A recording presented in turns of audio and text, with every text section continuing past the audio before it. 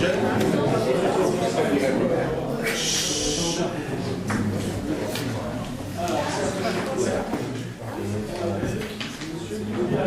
Présent. Monsieur Pascal Horry. Présent. Madame Marie Farah, représentée par Monsieur Gilles Gaucher. Monsieur Bernard Bourget. Présent. Madame Florence Poussier. Présente. Monsieur Frédéric Tosca. Présent. Madame Elisabeth Moulin-Wellington. Monsieur Louis Gaucher. Présent. Madame Joëlle Gomez. Présente. Monsieur Marcel Paulet. Présent. Monsieur Thibault Monson. Présent. Monsieur Alain Godefroy. Présent. Monsieur Jean-Pierre Doré. Présent. Madame Pascal Guillet aussi. Elle devrait arriver. Elle respecte les limitations du test, donc elle m'a un peu plus que Madame Louisa Colombo. Madame Maria Bonavent. Oui. Madame Géraldine Vincent. Présente. Monsieur Jean-Pierre Ballat. Oui. Monsieur Sébastien Roux. Madame Jennifer Caminal est représentée par Monsieur Thibault Monson. Madame Pauline Manger est représentée par Monsieur Alain Logier. Monsieur Michel Béal. Monsieur Pierre Chenet. Monsieur Frédéric Guimenet. Madame Suzanne Fouret. Monsieur Jean-Philippe Grandier. Monsieur Patrice Thévard. Monsieur Yvon Barrière. Madame Inès Montolet.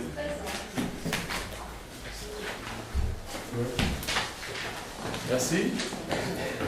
Alors, sur le compte-rendu du conseil municipal précédent, est-ce qu'il y a des remarques? Pas de remarques, donc je vous propose d'approuver le compte-rendu de la séance du 22 mars. Sur les arrêtés pris dans l'intervalle, est-ce qu'il y a des questions, des remarques? Oui. Oui, c'est le numéro 044. On avait pas déjà passé ça. 044. C'est conforme avec l'étude du bilan. Non, non. On avait passé une mission pour la déconstruction. Merci. La dépollution du site. Autre question? Merci. Alors, on va commencer par procéder au tirage des jurés d'assises. Alors, ce qu'on vous propose, si cela vous convient, c'est d'utiliser le petit logiciel que vous avez à l'écran, qui est fait pour générer des nombres au hasard entre 1 et 4346, qui est le nombre d'électeurs. Donc, on clique, ça génère un nombre, on regarde qui est sur la liste. Ça évite toute la circulation des boîtes et autres, mais c'est une proposition. Si certains préfèrent la version traditionnelle, on a amené aussi les boîtes en carton et les petits numéros dans les boîtes en carton.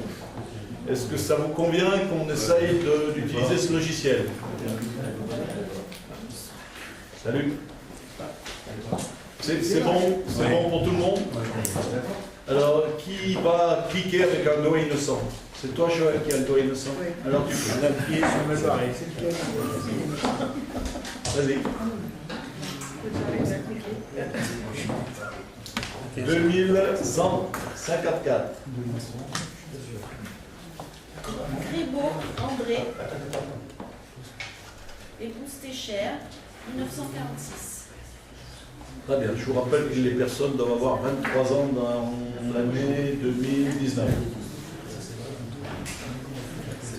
C'est bon? Vas-y.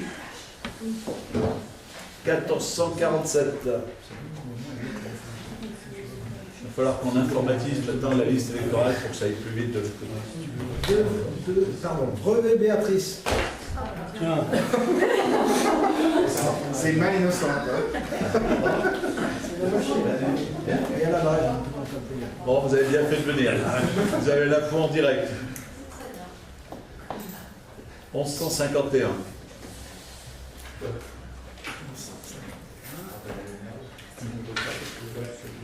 Cordiade Mélanie, 1989. Rue des Puits.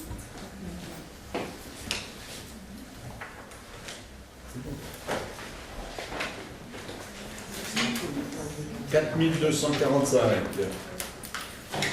Yann Laurent, 1976. Ça n'a pas passé loin, mais c'est passé. 3544. Vous nous dites quand on en a 15.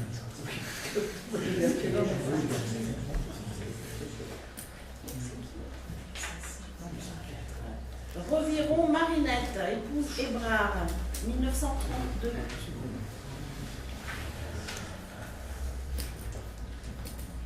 « 1732.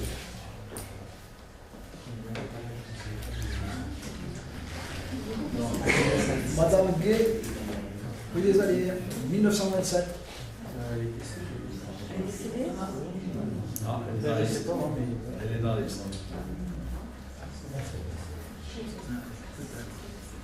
C'est mon épouse ou Non, c'est mon épouse. 4337. Si c'est ça, c'est mon épouse. Zambon Stéphane, 1976.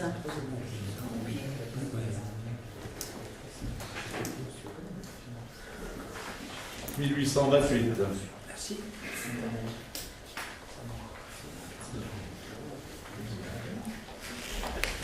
Fournier Jean-Pierre, 1933.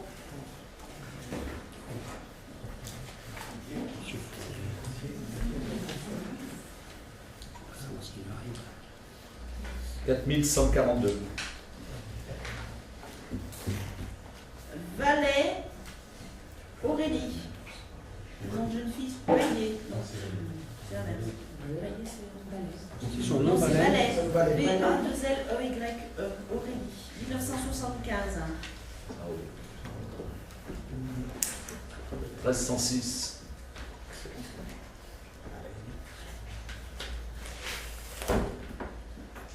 Je sais pas, assis 1306. Defour Jacqueline, épouse Verchevin.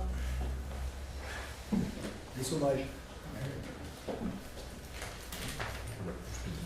Épouse de 2751.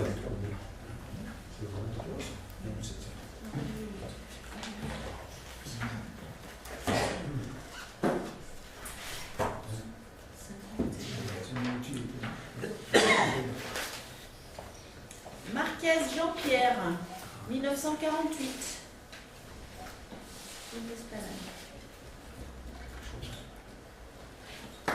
1032.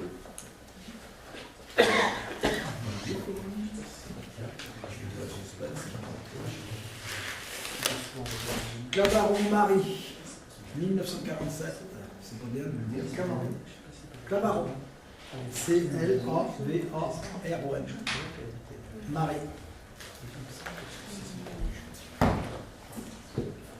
1974.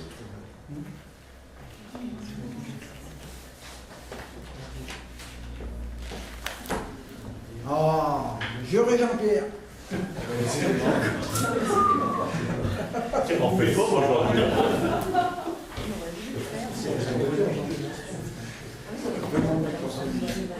2438. Je mets 203. Non.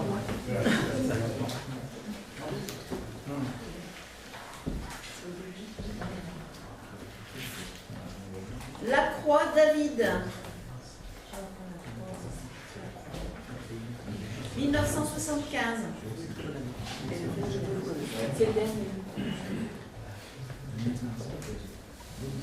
C'est bon 2500 euros. 2500. Le Proust Thierry, 1967. Désolée. On a eu 15 nécessaires. Pas de supplément Il y en a qui est décédé. Je pense.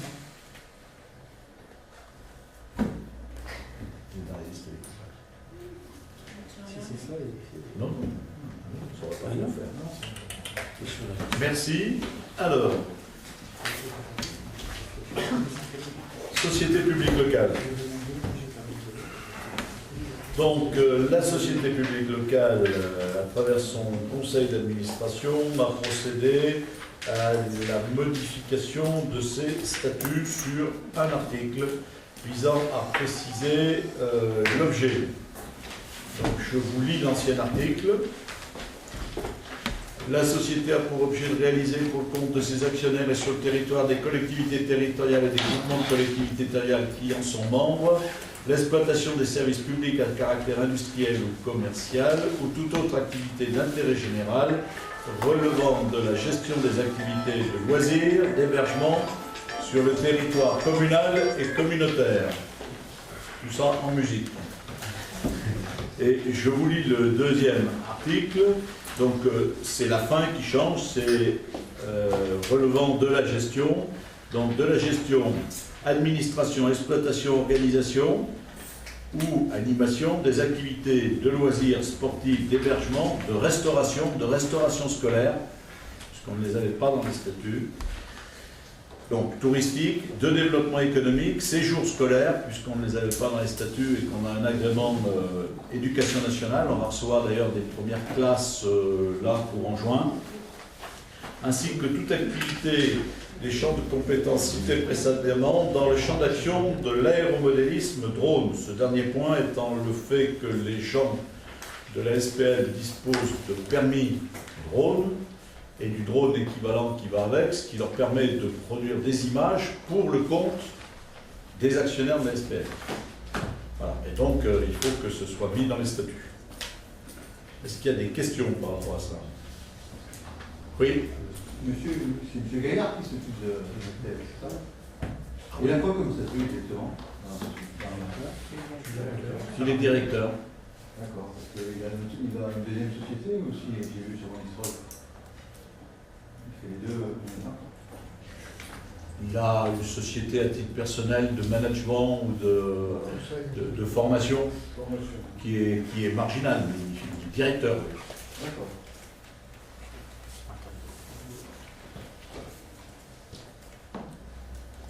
D'autres questions par rapport à ces statuts? Donc, y a-t-il des avis contraires? Des abstentions? Je vous remercie. Alors, le point suivant. On soumet donc à délibération le plan de formation. Alors, ce plan de formation du personnel, il porte bien sûr de manière systématique depuis plusieurs années sur le renforcement de la sécurité des conditions de travail. Il porte, comme ça vous a été dit dans le rapport, bien sûr aussi sur les améliorations qui peuvent être apportées aux compétences des agents, renforcement de la technicité, formation de métier, toutes les compétences liées à l'exercice des fonctions qu'ils ont. Il y a aussi des formations autour du management. Je rajouterai que dans ce plan de formation, mais c'est systématique, il y a aussi tout le volet de préparation au concours. On n'a pas cité ici, hein, mais qui existe. On a plusieurs de nos personnels qui préparent actuellement des concours, et donc ça fait partie aussi du plan de formation. Voilà. Donc, par rapport à ce plan de formation, des questions?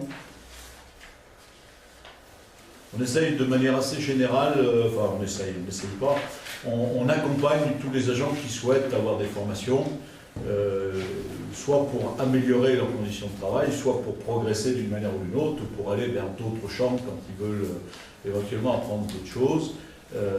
Voilà, donc les agents ont un libre accès quand ils ont un projet de formation, on essaye de l'accompagner volontiers. Et puis après, les axes d'action, ils sont dans le cadre de leur travail pour essayer en permanence de faire évoluer l'ensemble de nos agents vers les exigences d'aujourd'hui. Il y a aussi des formations, que ce soit à l'état civil, que ce soit, enfin, il y a beaucoup de domaines sur lesquels il faut que nos agents soient en permanence dans le champ de l'apprentissage et de la formation. Pas de questions? Oui. Ils font la formation pour le tourisme, le tourisme, pardon. Est-ce qu'ils font la formation? On a eu des formations secouristes et on en fait de temps en temps. On fait des mises à jour ou des choses sur les premiers secours ou les choses comme ça. Ouais.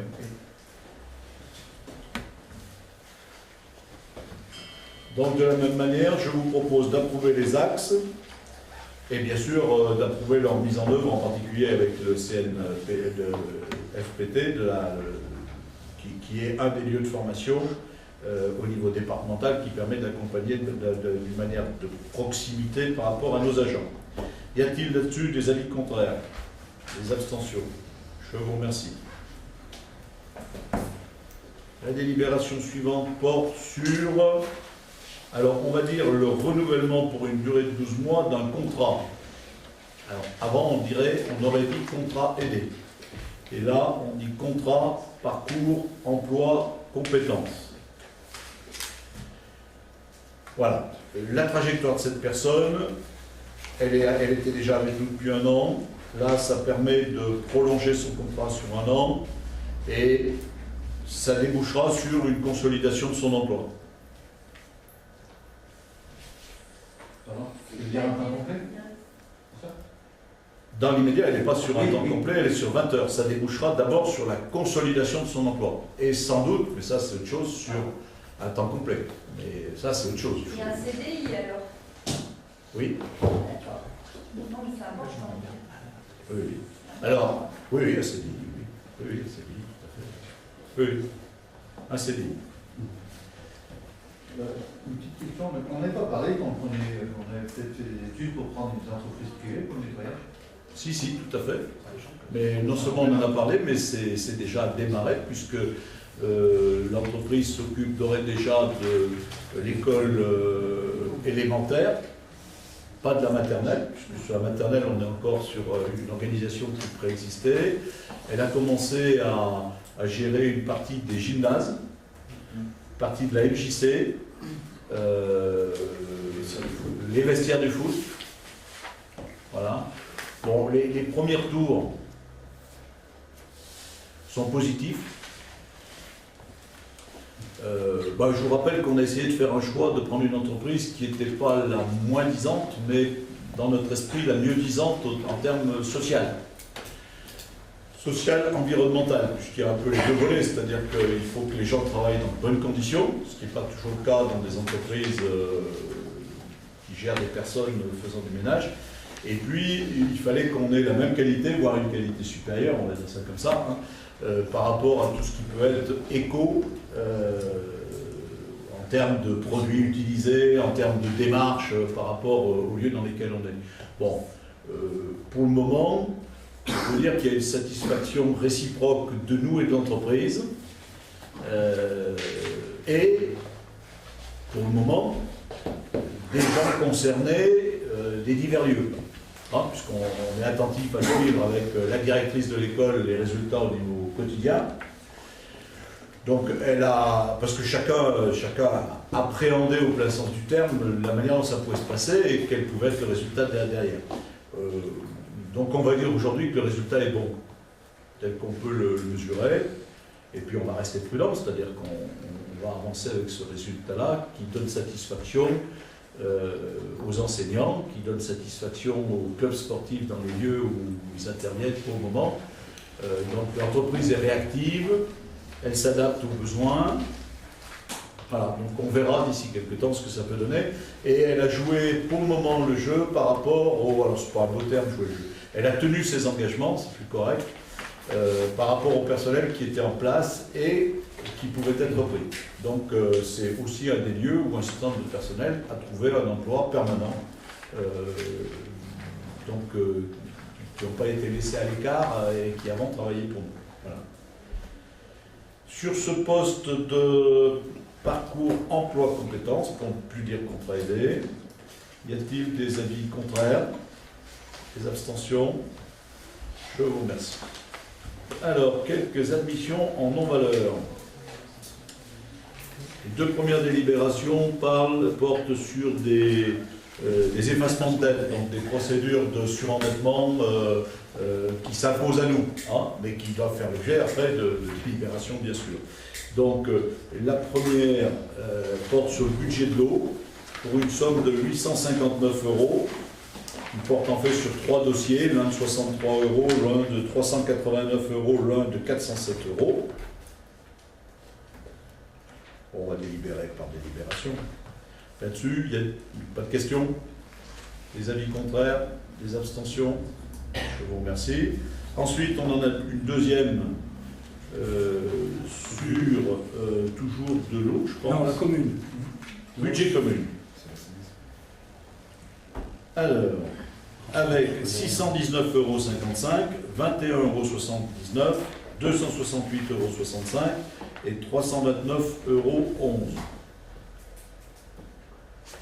Ça doit être de la transport. Non, Transport scolaire. D'accord. Voilà. Donc il s'agit des dossiers symétriques puisqu'on est sur des procédures de désendettement, de surendettement. Il y a des avis contraires, des abstentions, je vous remercie. Et puis on a une troisième délibération pour des admissions en non-valeur. Là, ça porte sur le budget de l'eau et sur un montant de 1193,94 €.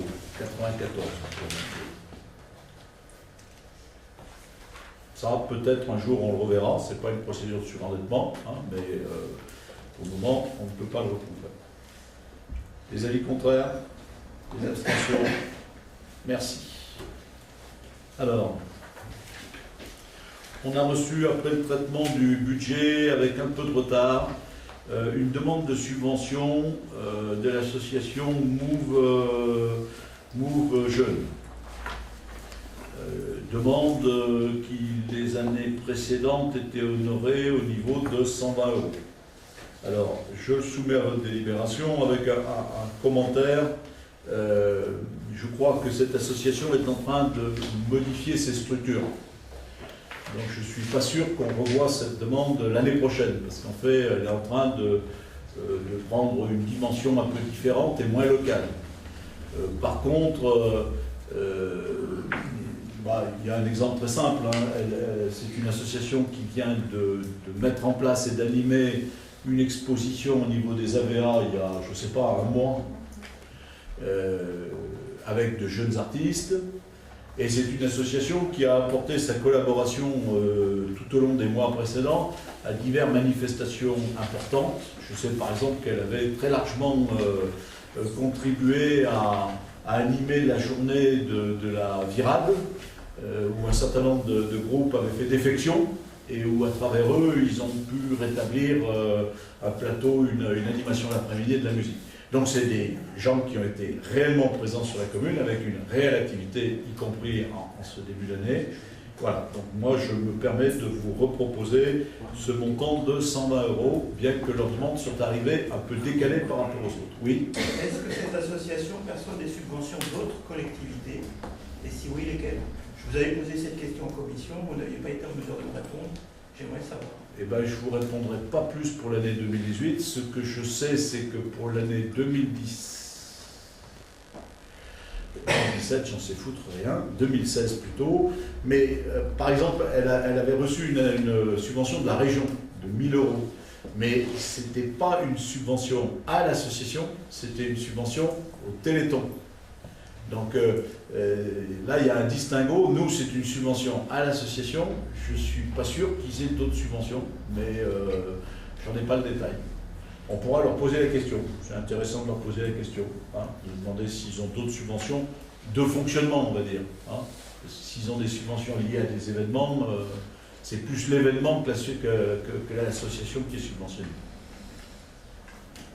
D'autres questions? Les avis contraires?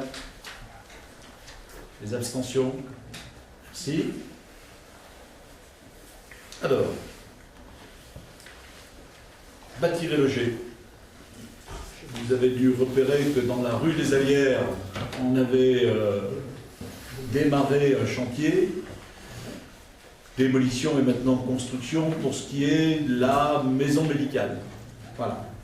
On a passé précédemment, alors je ne sais plus, ça doit être au dernier conseil peut-être, une demande de garantie du prêt pour cette maison médicale que vous avez votée et délibérée. Et l'État, dans sa grande sagesse, nous a demandé de libeller, pas tout à fait de la même manière, cette délibération. Voilà, donc ils nous ont demandé de bien sûr préciser, comme on l'avait fait, le montant, à qui c'est destiné, etc. Et ils nous ont demandé de préciser dans un article 2 la nature de la garantie. La garantie est accordée pour la durée totale du prêt, jusqu'au complet remboursement de celui-ci, porte sur l'ensemble des sommes contractuellement dues par l'emprunteur dont il ne serait pas acquitté à la date d'exigibilité. Voilà. Donc, et de préciser donc ce que c'est que cette garantie. Sur notification de l'impayé par caisse des dépôts de consignation, la collectivité s'engage dans les meilleurs délais à se substituer à l'emprunteur pour son paiement. Voilà. C'est l'objet même d'une garantie, mais je voulais que ce soit mentionné explicitement dans le contenu de la délibération, pour qu'il n'y ait pas d'ambiguïté sur ce que voulait dire garantie d'emprunt. Il y a des questions là-dessus? Une garantie à 100%, quoi. Non, 50%. On garantit 50%. Précise donc l'idée du second article. Parce que à la lecture du second, moi j'avais compris que dans tous les cas de figure, je pense que, comment ça s'appelle, bâtir et loger, c'est pas des gens friables, quoi, je pense que c'est des gens qui sont stables. Mais je comprenais dans la lecture du deuxième que dans tous les cas de figure, on se substituait totalement à eux. C'est pas le cas. On se substitue totalement à eux sur un montant de 50% à la du prêt. Voilà. Ah, c'est les deux qui se combinent. Mais, voilà. Donc, on resoumet ça au vote. Y a-t-il des avis contraires? Pardon. Oui, pardon. Je vois le lit contrat est joint en annexe. Il n'a pas été joint. Article 1. Il est joint en annexe à la délibération. Oui. Oui, il va être envoyé avec la délibération. Ils veulent avoir le contrat avec la délibération. Vous, le contrat, vous pouvez bien le consulter si vous voulez, il n'y a pas de souci. Mais la préfecture veut qu'on joigne le contrat. C'est ça qui est dit dans la délibération. Il aurait été intéressant de voir aussi avant.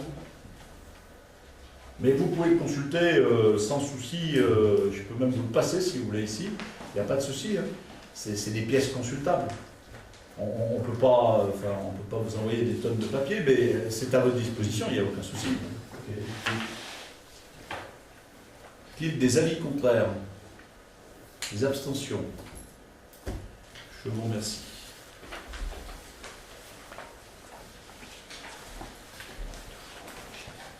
Alors, une délibération pour demander des subventions pour la réalisation d'un terrain de foot synthétique.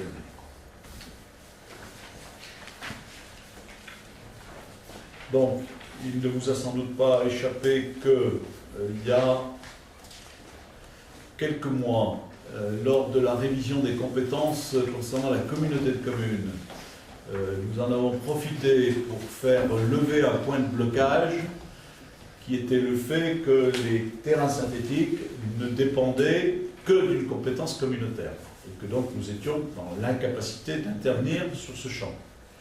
Donc ça a été levé il y a quelques mois. Voilà.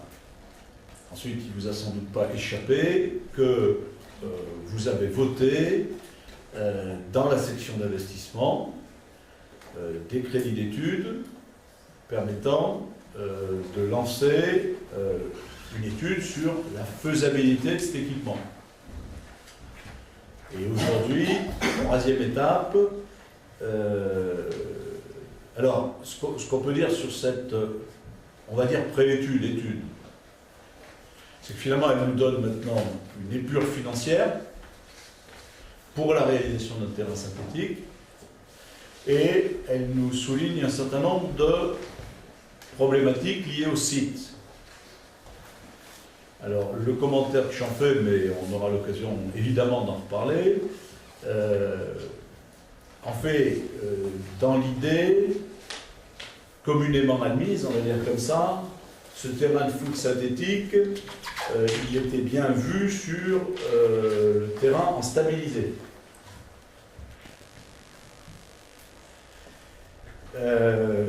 L'étude pointe un certain nombre de difficultés. En particulier des difficultés tout simplement liées aux dimensions du lieu. Pour être dans le respect des normes actuelles, au point de vue foot, dont je ne suis pas spécialiste, et correspondant au niveau du club d'Orec, ça donne donc des dimensions de terrain et des exigences de cet environnement de proximité du terrain, Et il s'avère que rentrer ça sur le terrain stabilisé, c'est très difficile de trouver le chausse-pied. On est coincé entre la route d'un côté et le cimetière de l'autre. Or, en largeur, on n'est pas bon du tout. On est coincé d'un côté par la MJC et de l'autre côté par le talus du terrain d'entraînement supérieur. Or, en longueur, on ne rentre pas non plus. Donc, le chausse-pied est compliqué pour rentrer le terrain en bas. Le terrain, sans y rajouter quoi que ce soit, un terrain, simplement, aux normes. Aux normes imposées par la fédération, le district.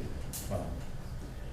En haut, sur le terrain en herbe, en largeur, on est bon. Et en longueur, il en manque un peu. Mais on doit pouvoir gagner. Parce que ce qui manque, c'est de l'ordre de 4 mètres, 5 mètres, 6 mètres. Donc on doit pouvoir non pas tricher, mais adapter les deux bouts du terrain et retrouver ces 6 mètres sans bouleverser le système en haut. Voilà. Donc on est aujourd'hui sur une première difficulté d'ordre technique, structurel, liée au lieu.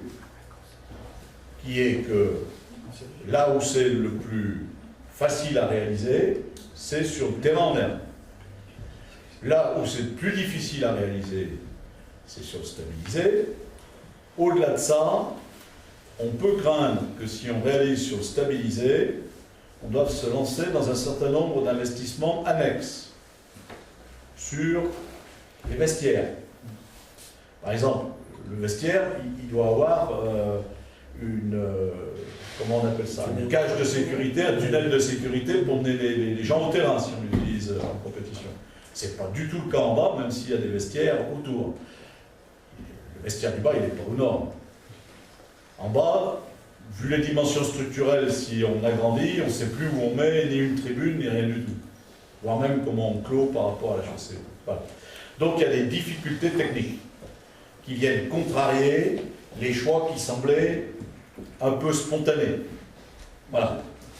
C'est plus une contrainte financière, peut-être pas technique, parce que si vous rehaussez le niveau par rapport au terrain de l'eau, on aura la surface, surtout financier, je pense. Vous voulez remblayer? Oui, si vous voulez récupérer... Non, monsieur Perrat, je vais vous rappeler un truc. C'est pas pour vous faire de la fête, parce que ce soir, ça se passe bien et c'est très apaisé. C'est sans doute il y a 1 an, ou un truc comme ça. Vous aviez fait, votre équipe avait fait une intervention brillante pour nous expliquer que le terrain synthétique, c'était de l'ordre de 250 000 €. C'était confirmé par des devis, que voilà, il y avait une certitude, vous aviez des coûts, vous envisagez même d'y rajouter une piste d'athlétisme, un espace d'athlétisme. Et ça rentrait dans les 250 000. Alors je peux vous dire que vous avez vu à la lecture, on est à 700 000, et on n'est qu'au début, hein. On est à 700 000, on n'est qu'au début. C'est-à-dire qu'il faut que le district nous dise s'il ne nous impose pas des choses supplémentaires, etc. Si en plus, il faut s'attaquer à des terrassements significatifs sur ce secteur-là, en altitude, ça sera plus 700 000. Oui, c'est bon. C'est pas une histoire de technique, c'est une histoire financière. Vous savez, la gestion municipale, c'est fabriquer des objets qui sont, vous me le dites assez souvent, Oui, je suis hein, donc c'est fabriquer des objets qui sont à la mesure de nos moyens. Oui, Vous me le dites assez souvent quand même. tout à fait d'accord avec vous. Alors si c'est moi qui deviens raisonnable et vous qui l'êtes pas, on est en train d'inverser les rôles. J'avais compris que c'était toujours moi qui étais déraisonnable. Donc techniquement, on passe pas. Alors on passe d'autant pas qu'en largeur, ça demande de pas mal élargir, et que vous m'excuserez de cet humour déplacé, mais ça ferait à peu près comme premier spectateur les gens du cimetière. Bon, donc on a vraiment des contraintes en bas. Voilà. Et une contradiction, donc pour le moment on a cette contradiction à gérer. C'est une contrainte entre le haut et le bas. C'est une contrainte par rapport aux souhaits qu'avaient pu exprimer les footeux, enfin les gens du club, qui sentaient mieux les choses autrement. Ça pose question, puisque ça veut dire qu'on va, si on le fait en haut, sacrifier un terrain en herbe, hein, Michel, sur lequel tu as joué pendant des années, et qu'il nous restera de stabiliser en bas. Et que si on met un terrain synthétique en bas, On ne pourra pas en faire un terrain de compétition, ou bien alors il faudra rajouter encore je ne sais combien de centaines de milliers d'euros. Un vestiaire, en gros, c'est encore un pas de 300 000 euros. Voilà. Au passage, comme on change les dimensions du terrain en bas, ça veut dire qu'il faut refaire l'éclairage. Et si on se met en haut, ça veut dire qu'il faut faire l'éclairage. Voilà. Donc, techniquement, c'est compliqué. Et il va falloir continuer à réfléchir avec le club. Ça, c'est l'aspect technique financier. Et on est très loin des chiffres qui avaient pu être cités et qui, visiblement, n'étaient même pas réalistes. Enfin, c'est du n'importe quoi. Et quelque part, il y avait encore des chiffres cette semaine dans la presse, et la presse est fiable, pour un terrain synthétique à Ipinjo, et on était un peu dans les mêmes ordres de grandeur. C'est-à-dire, dès qu'on touche à la réalisation d'un terrain synthétique, en aucun cas, on n'en a vu un nulle part se faire à 200 000 ou 250 000 euros. Ça n'existe pas. Bon, donc il y a cet aspect financier, il y avait l'aspect qu'on a levé de pouvoir intervenir nous, donc on est bon. Ensuite, il y a un autre sujet passionnant, c'est tout le débat qui s'est installé. Si vous voulez, il y a 5-6 ans, les stades synthétiques, c'était la panacée. Voilà. Donc on peut le refaire, au ralenti, pas au ralenti. C'était la panacée parce qu'on peut fonctionner 50 heures par semaine. C'était la panacée parce qu'on n'use plus d'eau, on ne met plus de produits phytosanitaires. Voilà, c'était l'idéal. Ça permettait d'avoir des créneaux d'entraînement beaucoup plus importants, etc., etc. Bon. Aujourd'hui, on sait qu'un terrain synthétique a une durée de vie. En fonction de la nature de la fréquentation, ça peut aller parfois de 7-8 ans, le puits a eu de gros ennuis avec ça, à 10 ans, 15 ans. Ça ne va pas au-delà. 15 ans, c'est quand c'est plutôt peu utilisé ou moins utilisé. Dès que c'est utilisé de manière très intensive, c'est 10 ans. Là, pour le coup, quand on le refait, c'est pas 700 000, c'est bien sans doute la somme que vous donniez, de 250 000, c'est-à-dire qu'on rechange le gazon. 250 000 tous les 10 ans. Voilà. Mais au-delà de ce débat sur la technique, où certains, y compris clubs, reviennent en arrière sur des synthétiques, il y a aujourd'hui un deuxième débat qui s'est installé sur la santé. Donc vous avez sans doute suivi des émissions télévisées là-dessus. Élise Lucet, qui est toujours d'une grande objectivité. Il y a eu des études, semble-t-il, aux États-Unis. Il y a des études contradictoires. Évidemment, la profession fait aussi un lobbying très fort et il y a diverses publications des professionnels pour bien montrer que ces billes de caoutchouc, de mousse, plutôt, enfin de pneumatique, ne sont pas nocives. Donc il y a pour le moment thèse, antithèse, et puis il faut faire la synthèse. En attendant la synthèse, c'est l'Agence nationale de santé qui est chargée de l'affaire et qui est chargée de remettre des conclusions durant l'été 2018. Voilà.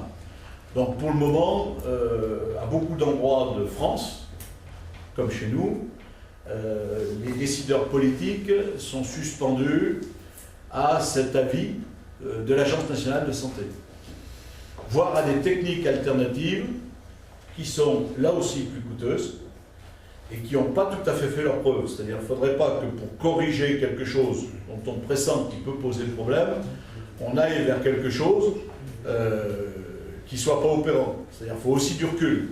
On a constaté que quand on employait autre chose que de la bille de pneumatique, on arrivait parfois à des terrains qui devenaient des dalles en béton. C'est-à-dire qu'il y avait d'autres matériaux qui, eux, ne semblaient pas nocifs pour la santé, mais avaient des effets assez terribles pour le terrain lui-même, c'est-à-dire qu'ils enlevaient toute souplesse. Parce que si on fait ces petites billes et ce gazon, c'est pour que tout ça, ça reste souple. Si on a un matériau qui a tendance à vraiment se fermer et qu'on met en substitution, c'est une fausse bonne solution, parce que le terrain ne fonctionne pas. Je crois que le Chambon-Feugerolles a fait des expériences de ce type-là sur d'autres types de matériaux, et qui ne savent pas bien quoi faire aujourd'hui par rapport à ces terrains. Voilà. Donc, voyez un petit peu le panel. On a levé la difficulté concernant avoir la compétence. On a commencé à récolter des éléments techniques qui supposent un débat ouvert avec le club, une vraie discussion, puisqu'il semblerait que le souhait c'est d'aller sur le stabilisé et que la réalité technique nous mène sur le terrain de gazon, en herbe. On a la problématique de la santé, qu'on ne peut pas trancher à vrai.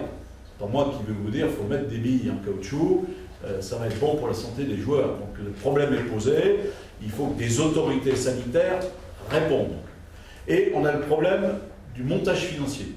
Donc celui sur lequel on délibère aujourd'hui, excuse d'avoir été long, mais il faut mettre le sujet en perspective, c'est bien d'aller voir s'il y a des financeurs. Hein? On sait que le district finance, modestement. Fédération, modestement. Le maximum sans doute aujourd'hui qu'on pourra attendre, c'est plutôt de l'ordre de 80 000. Mais c'est le maximum, c'est pas du tout la somme qui est donnée forcément habituellement. La somme donnée habituellement, c'est plutôt la moitié. On sait que la région envisage de financer sous forme d'un appel à projet dans lequel elle prendrait un certain nombre de ces terrains synthétiques parce qu'elle estime que ça complète... bon. Voilà. Et puis on peut aller chercher d'autres types de financement. On ne s'en passera pas, hein. On ira voir si l'État veut être généreux ou autre. Hein. Voilà. Donc aujourd'hui on est sur ce volet-là qui est d'aller rechercher des financeurs pour rendre raisonnable ce projet par rapport à nos budgets aurécois. Voilà, je m'excuse, j'ai été un peu long. Il y a sans doute des questions ou des interventions, M. Chenet. Compte tenu des contraintes techniques que vous avez brillamment exposées, des contraintes de coût, de santé publique, est-ce qu'on est là dans une dépense qu'il est urgent de réaliser? C'est une question. Moi, je pense que, si vous voulez, il nous appartient, comme dans d'autres sujets, de poser le débat, d'entendre la demande du club. Le foot reste un sport populaire. C'est un sport qui est en permanence, et même parfois dans des périodes de crise, à vrai, puisqu'il y a des périodes de crise, regroupe 200, 250 personnes. Il ne paraît pas illogique, quand on regarde ce qui s'est passé en France, qu'une commune de la taille de la nôtre est un terrain synthétique. C'est pas un équipement, enfin je veux dire, c'est pas une patinoire, quoi, c'est un terrain de foot. Bon, voilà. Une fois dit ça, moi je suis assez à l'aise avec le sujet, c'est-à-dire je pense que pour le moment on est en train de poser le débat avec tous les interlocuteurs. Et que on voit qu'aujourd'hui on travaille sincèrement pour mettre les feux au vert. Mais les feux ne sont pas au vert. Il y en a qui sont rouges, il y en a qui sont clignotants orange, donc on ne peut pas dire aujourd'hui tous les feux sont au vert, et je ne pense pas qu'aujourd'hui il y aurait une unanimité autour de cette table. Pour diverses raisons, peut-être celles que vous évoquez, c'est-à-dire l'impact budgétaire, peut-être pour d'autres raisons. Donc je ne pense pas qu'il y aurait aujourd'hui une unanimité. Donc on n'est pas dans le moment de la décision. On est dans le moment où on explore tous les volets permettant de faire cet équipement, comme on le fait à peu près systématiquement pour tous les projets. Il y a un moment comme ça de maturation. Il est évident que si ça avait été un équipement à 250 000, on l'aurait fait. Moyennant d'avoir levé les problèmes de santé. Bon. Aujourd'hui, on ne parle pas de 250 000. Hein, voilà. Donc, moi, je ne sais pas vous répondre aujourd'hui. La réponse, elle sera collective. C'est un sport collectif, la réponse sera collective. Si on doit réaliser ce terrain de foot, c'est que les footeux nous auront convaincus et que nous-mêmes, nous serons convaincus de l'utilité sociale réelle de cet équipement. Et c'est vrai qu'il faut le placer dans la perspective d'équipements complémentaires qu'on a à faire. Hein. On envisage donc le renouvellement du sol sportif du gymnase de Chazournes. On n'est bien évidemment pas dans les mêmes budgets, on est plus près de 100 000 €, et c'est indispensable. Donc on voit bien qu'après, oui, il peut y avoir des priorités, bien sûr. Mais c'est un peu tôt pour en parler. Parce que si réellement d'autres partenaires financiers s'y intéressent et que d'un coup on arrive à faire chuter le coût, il y a un moment où des projets coûteux apparaissent d'un coup plus raisonnables. Peut-être d'autres interventions? Oui. Oui, moi je peux m'excuser, mais mon intervention fera guère avancer le débat, mais simplement peut-être pour nourrir la réflexion. Il y a un temps qui n'est peut-être pas notre histoire, certainement, mais 2011, où la communauté de communes a proposé la possibilité de construction d'un terrain synthétique en règle. Et que les dirigeants du club ont passé la main sur Saint-Gilles-Allemand et sur Saint-Ferriol. Hein, mais d'une manière très officielle, c'est-à-dire qu'ils ont écrit qu'ils étaient tout à fait d'accord pour que les terrains se fassent à Saint-Gilles-Allemand et à Saint-Ferriol. On peut peut-être spécifier le nom du président de l'époque. Certains doivent bien connaître. C'était M. Lachaud. On donne des noms à la table du conseil. Ah bah, la personne qui était président à l'époque et qui a refusé, c'est... C'est des règles comme ça. C'est rigolo ça. Ah oui. Bah, là, si vous voulez, le président du club de l'époque, c'est intéressant de le connaître. C'est pas un C'est personnage. intéressant d'avoir des noms que vous ne nous donnez pas, que vous pas sur les dossiers. Ah, mais il faut me les demander. Ah, mais vous ne les donnez pas. Donc on va donner la prochaine fois. Mais demandez-moi là avec plaisir. Si c'est des agents, je ne vous les donnerai pas parce qu'il y a un aspect Mais confidentiel. c'est pas forcément des agents, donc. Voilà. Si c'est des personnes dans la Et vous avez détresse votre parole. à qui on supprime une dette, je ne vous les donnerai pas parce que c'est Et vous pas... tiendrez votre parole. Comment? Et vous tiendrez votre parole. Je tiens toujours ma parole, monsieur. Ok, c'est noté. Dis-moi.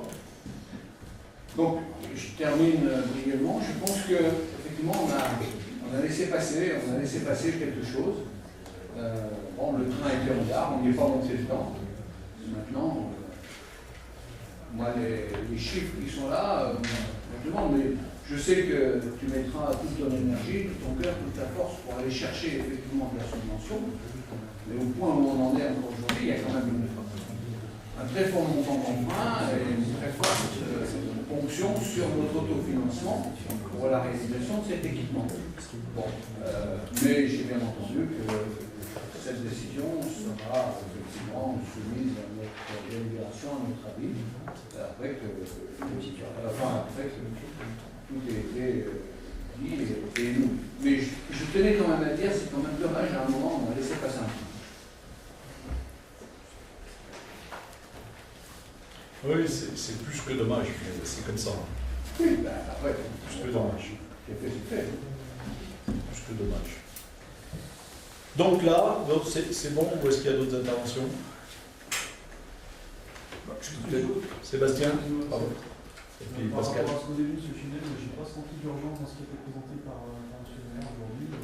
Ça a l'air assez clair, quoi. Il paraît qu'on va procéder par étapes. Aujourd'hui, c'en est une pour explorer. On verra. Il y a un rapport de l'ARS qui tombera du coup durant l'été qui pourra permettre de répondre à cette question. Ça nous permettra déjà de lever un autre point. Non, ma question c'était plutôt de savoir si c'était une priorité et si on n'avait pas d'autres équipements ou d'autres façons d'utiliser l'argent. J'ai entendu parler d'urgence. Oui, je précise le sens de ma question. Si c'était une priorité, ça serait déjà fait. Pour vous répondre autrement, c'est pas du tout. Je veux dire, dans un mandat comme le nôtre, on avait un certain nombre de mandats impératifs, comme la rénovation de l'école, par exemple. Donc, les affaires qui étaient prioritaires et importantes, on y a bossé dans la première partie du mandat et elles arrivent en exécution aujourd'hui. Donc, ce n'était pas une priorité. C'était pas une priorité. Aujourd'hui, c'est un sujet, mais ce n'était pas une priorité. Pascal. Ouais, moi, je peux peut-être apporter, je vais prendre la casquette adjoint du domaine sportif.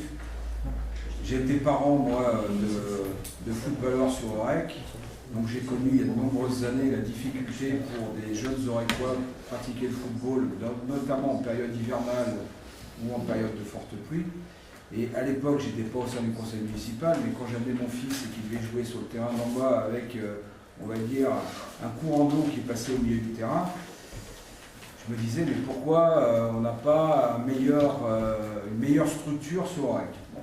Quand je suis rentré au sein du conseil municipal, j'ai mieux compris les contraintes. Donc, mais je me mets à la place du parent lambda qui amène son enfant pour pratiquer ce sport.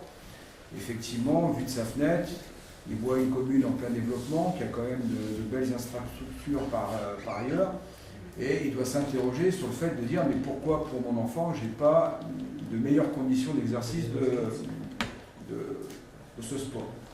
Une fois dit ça, si on regarde maintenant du côté du club, aujourd'hui, le club il est en train de se structurer. On a une équipe volontaire qui a essayé de rebâtir des fonds solides au niveau du club. Et si on les écoute, eux ils disent si on veut vraiment pérenniser ce club, si on veut vraiment avoir des fondations solides, si on n'a pas cette infrastructure-là, on va perdre tous nos joueurs, on va avoir du mal à stabiliser. Et donc on va un petit peu... tout le travail en profondeur qu'on essaye de faire sur Orec qui va être annihilé par ce manque d'infrastructure.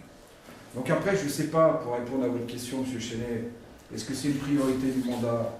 Si on en a été persuadé, on l'a réinscrit dans notre programme de mandat. Aujourd'hui, les choses ont évolué, le club est en train de se structurer, il y a 250 licenciés sur Orec. On a la SPM aussi qui aujourd'hui essaye de faire venir des stages sportifs sur notre commune. Et sans doute qu'un terrain synthétique pourra être aussi un vecteur intéressant pour développer des stages sportifs sur OREC. Donc voilà, les écoles, bien sûr, les scolaires, il y a une école foot à la faille. Bon, tout ça après dépendra forcément effectivement du reste à charge pour la commune. Et puis après, on débattra au sein du conseil municipal de l'utilité ou non de faire cet équipement. Voilà, après chacun peut avoir sa propre opinion, mais en tous les cas, je pense que le club est en attente fort d'un accompagnement et qu'on les soutienne dans leur volonté de pérenniser ce club qui en a bien besoin et de le structurer. Comme tu l'as dit Claude, c'est un club populaire, enfin c'est un sport populaire qui a une vocation d'accueil et qui aujourd'hui reste encore avec des gens de différents horizons au niveau social. C'est pas tous les sports où on a cette mixité sociale de présent, donc je pense que c'est important aussi de les aider sur ce thème-là. Voilà.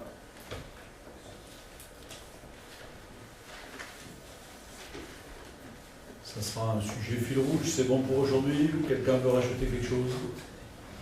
Alors, sur la délibération elle-même,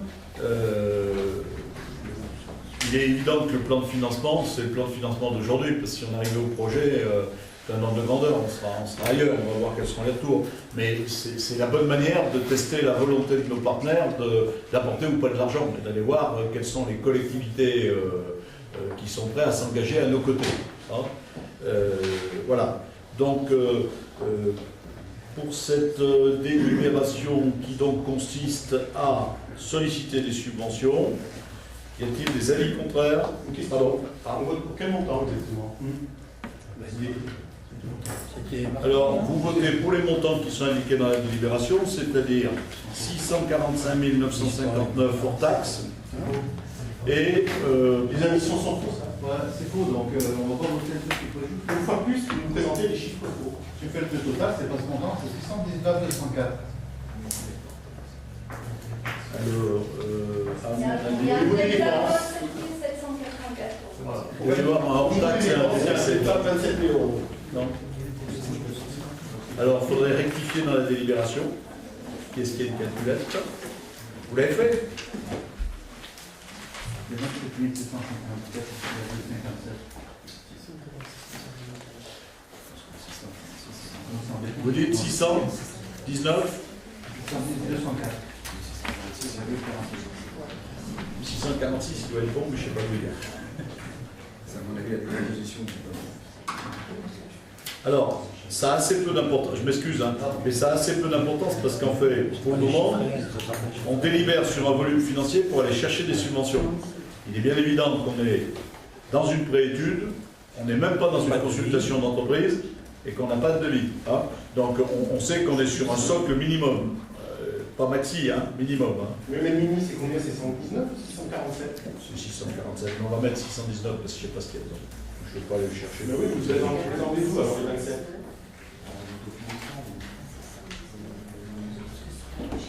C'est pas la première fois qu'on a des échanges.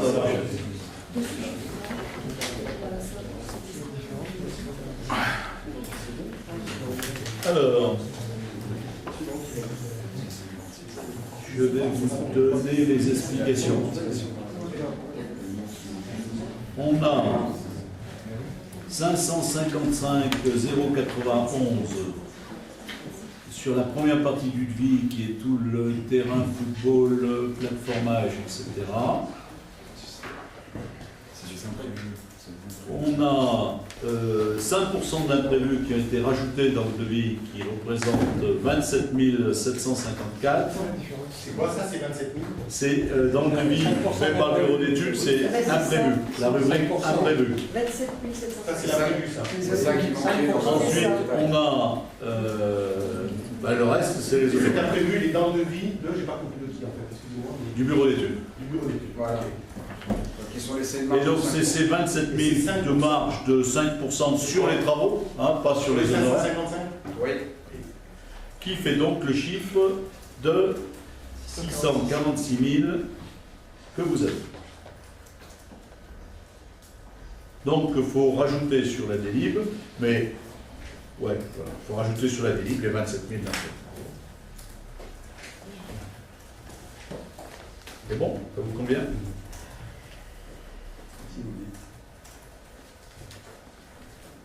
Moi, je demande bien un renvoi pour une fois, parce que c'est pas la première fois que vous faites des choses comme ça. En plus, c'est pas une blague, quoi. Moi, je veux bien croire tout ce que vous nous dites, hein. Mais une fois de plus, vous avez travaillé toujours sur des choses qui étaient fausses. Et il faut décider en 2 minutes. Moi, je suis désolé, mais je vous demande, est-ce qu'il est possible de remettre ça dans la prochaine vidéo et que vous avez... Merci, hein. Non, mais je sais pas. Non, mais c'est pas... Vous faites vos journées. Et c'est pas un problème si vous faites rien vos journées. Vous n'êtes pas le seul à ne rien faire vos journées. Mais, il y en a d'autres qui travaillent. Monsieur Valère. C'est votre intervention que vous avez eu tout le temps. Excusez-moi, mais j'ai pas forcément le faire. Donc, vous avez pas la parole, vous avez quand même de pas demander de prendre la parole. Vous poussez la parole. Vous avez remarqué, mais vous êtes un peu plus tard, mais aussi. Alors, on prend la parole pour la demande, monsieur Arnaud. C'est peut-être pas votre cas, mais nous, nous avons alors, monsieur Valère, si vous avez travaillé, ce qui est très bien, je vous remercie. C'est très bien de travailler. Je vous remercie. Si vous avez travaillé, je trouve tout à fait regrettable que, comme à votre habitude, sur des chiffres comme ça, vous n'interrogiez pas avant, parce que vous disposez de tous les documents depuis très longtemps. Et là, soyez bien conscient d'une chose, c'est que quand dans un document comme ça, mais c'est votre problème, vous mettez en cause, ce que vous mettez en cause, c'est les personnels. J'espère qu'ils se feront une joie de le rapporter au reste du personnel. C'est pas les personnels que je m'impose, pas du tout. Mais nous fournissez des documents. Mais énervez-vous pas, monsieur Valère. Vous imaginez bien que c'est moi qui rédige avec mes petites mains sur un clavier l'ensemble des documents dont vous disposez là-dedans. C'est vous qui réalisez, c'est vous qui... Et tant qu'à faire, si vous avez travaillé, monsieur Valère, je vous le redis, parce que vos interventions, je m'excuse, mais monsieur, elles me plaisent. Elles me plaisent beaucoup parce qu'elles révèlent vraiment l'état d'esprit dans lequel vous êtes. Il n'y a pas un conseil sans qu'il y ait une intervention sur des fautes d'orthographe ou de sémantique de la part de M. Perrat. Et quant à des fautes, éventuellement de chiffres, si vous avez travaillé, vous l'avez donc vu, M. Valère. Vous ne l'avez pas vu ce soir. On n'a pas travaillé. Monsieur le maire. Alors pourquoi vous n'avez pas... Il est plus pertinent que nous. Monsieur le maire, il y a 3 minutes, même 5 minutes, vous venez nous dire qu'on avait donné des chiffres pour un stabilisé qui étaient faux. C'est pas 27 000 € la différence. C'est 250 000. Oui, vous comparez 250 000 à 700 000, c'est ça en gros. Oui, ça montre le danger de travailler avec vous. Parce que quand même les chiffres que vous avez donnés, c'était ceci, hein, 250 000. Alors là, vous pinaillez sur une opération, mais vous pinaillez sur quelque chose qui aujourd'hui n'est ni un marché, ni un résultat d'appel d'offres. C'est une estimation par un bureau d'études. Et vous nous dites que vous avez travaillé. Alors si vous avez travaillé, et rien ne vous empêche de donner un coup de fil et de dire il y a un chiffre qui ne colle pas. Hein. Vous savez, c'est ce que font les élus de la majorité, par exemple. Hein. Quand ils décèlent des choses qu'ils ne comprennent pas, ils posent question. Et ça permet aux services techniques ou administratifs de rectifier quand il y a à rectifier. Vous imaginez bien qu'il y a une volonté politique perverse, M. Valère, consistant à cacher de ma part 27 000 €.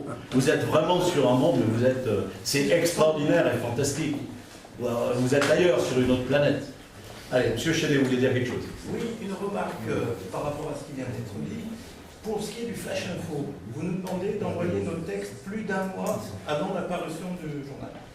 Lorsque nous envoyons nos textes, nous demandons systématiquement un accusé de réception. C'est pas très compliqué hein, sur Internet, envoyer un accusé de réception. Nous n'avons, depuis le début du mandat, pas eu une seule fois l'accusé de réception demandé. Alors, est-ce qu'il faut mettre en cause le personnel communal? Je ne crois pas, parce que je pense que le personnel communal y répond à des consignes ou à des demandes. Moi, je vous le dis, c'est très problématique, parce qu'on ne sait pas si vous avez reçu nos textes ou non. Donc, je vous demande, je suis désolé de le faire en conseil municipal, de bien vouloir nous envoyer un accusé de réception quand le directeur. C'est fait, ça sera fait. D'accord. Non, c'est pas fait. Jusqu'à présent, ça n'a jamais été fait. Monsieur le directeur, vous êtes limite renvoi. Hein, parce que si vous demandez un accusé de réception, ça fait longtemps que vous avez dû le faire. C'est vraiment des choses, enfin moi, vraiment, vous méconnaissez la vie interne de la mairie, hein, parce qu'il n'y a pas de consigne donnée sur ces choses-là. Ah bah écoutez, je constate simplement que c'est pas fait, qu'on le demande. Oui, voilà, vous constatez que c'est pas fait. Mais Valérie va se faire un plaisir de le faire. Moi, je ne sais pas si elle l'a fait ou pas fait, donc je ne peux pas dire soit. Il faudra d'abord vérifier si elle ne l'a pas fait, hein, même dans des sens, avant de lui dire qu'elle ne le fait pas. Et puis après, il faut qu'elle le fasse systématiquement, parce que je ne vois pas ce que ça... Bon, sur cette délibération, moyennant la modification, non, l'absence de modification des chiffres, y a-t-il des avis contraires? Attendez, j'avais une dernière question, je suis désolé. Vous êtes un peu roulant, M. Valère, c'est un peu lassant. Je suis pas sauvé, mais je laisse la parole aux gens qui parlent. Ah oui, mais quand ça passe au vote, M. Valère... Oui, mais en fait, ça fait plus d'un quart d'heure qu'on parle de ça, et chaque fois, vous relevez la main. Chaque fois. Il faut les noter avant, vos questions, je croyais que vous prépariez, mais ça fait rien. Allez-y. Et un concu. Allez-y. Vous laissez la parole? Non, bien sûr que non, vous pensez bien que je ne vous laisse pas. Allez-y, M. Valère. Ah, c'est bon. Donc du coup, nous sommes bien d'accord que nous votons donc sur le montant. D'accord, je ne suis pas sûr. Ah, Mais tenez vos propos. alors, je pose la question. C'est ça. Nous votons donc sur un plan de financement estimatif de plus ou moins 647 000 €, les montants étant pas tout à fait finalisés. C'est la vie normale d'un dossier, je ne comprends pas le sens de votre question. Je pose la question parce qu'il y a eu débat, c'est parti dans tous les sens. J'ai essayé de noter des choses. Sachant même que si vous voulez, je vais prendre une précaution supplémentaire. Vous avez bien compris qu'on est sur une préétude, que c'est 650 000 ou 700 000. C'est les estimations. Le dossier, il a été envoyé, le pré-dossier a été envoyé à la fédération, que si ça se trouve, la fédération va nous dire vous n'avez pas prévu de reprendre les mains courantes du stade en haut, mais il faut les reprendre, ou va nous dire mais votre vestiaire, si vous refaites votre terrain, on va aussi vous demander de refaire le vestiaire parce qu'il y a des problèmes de mise aux normes actuelles, etc.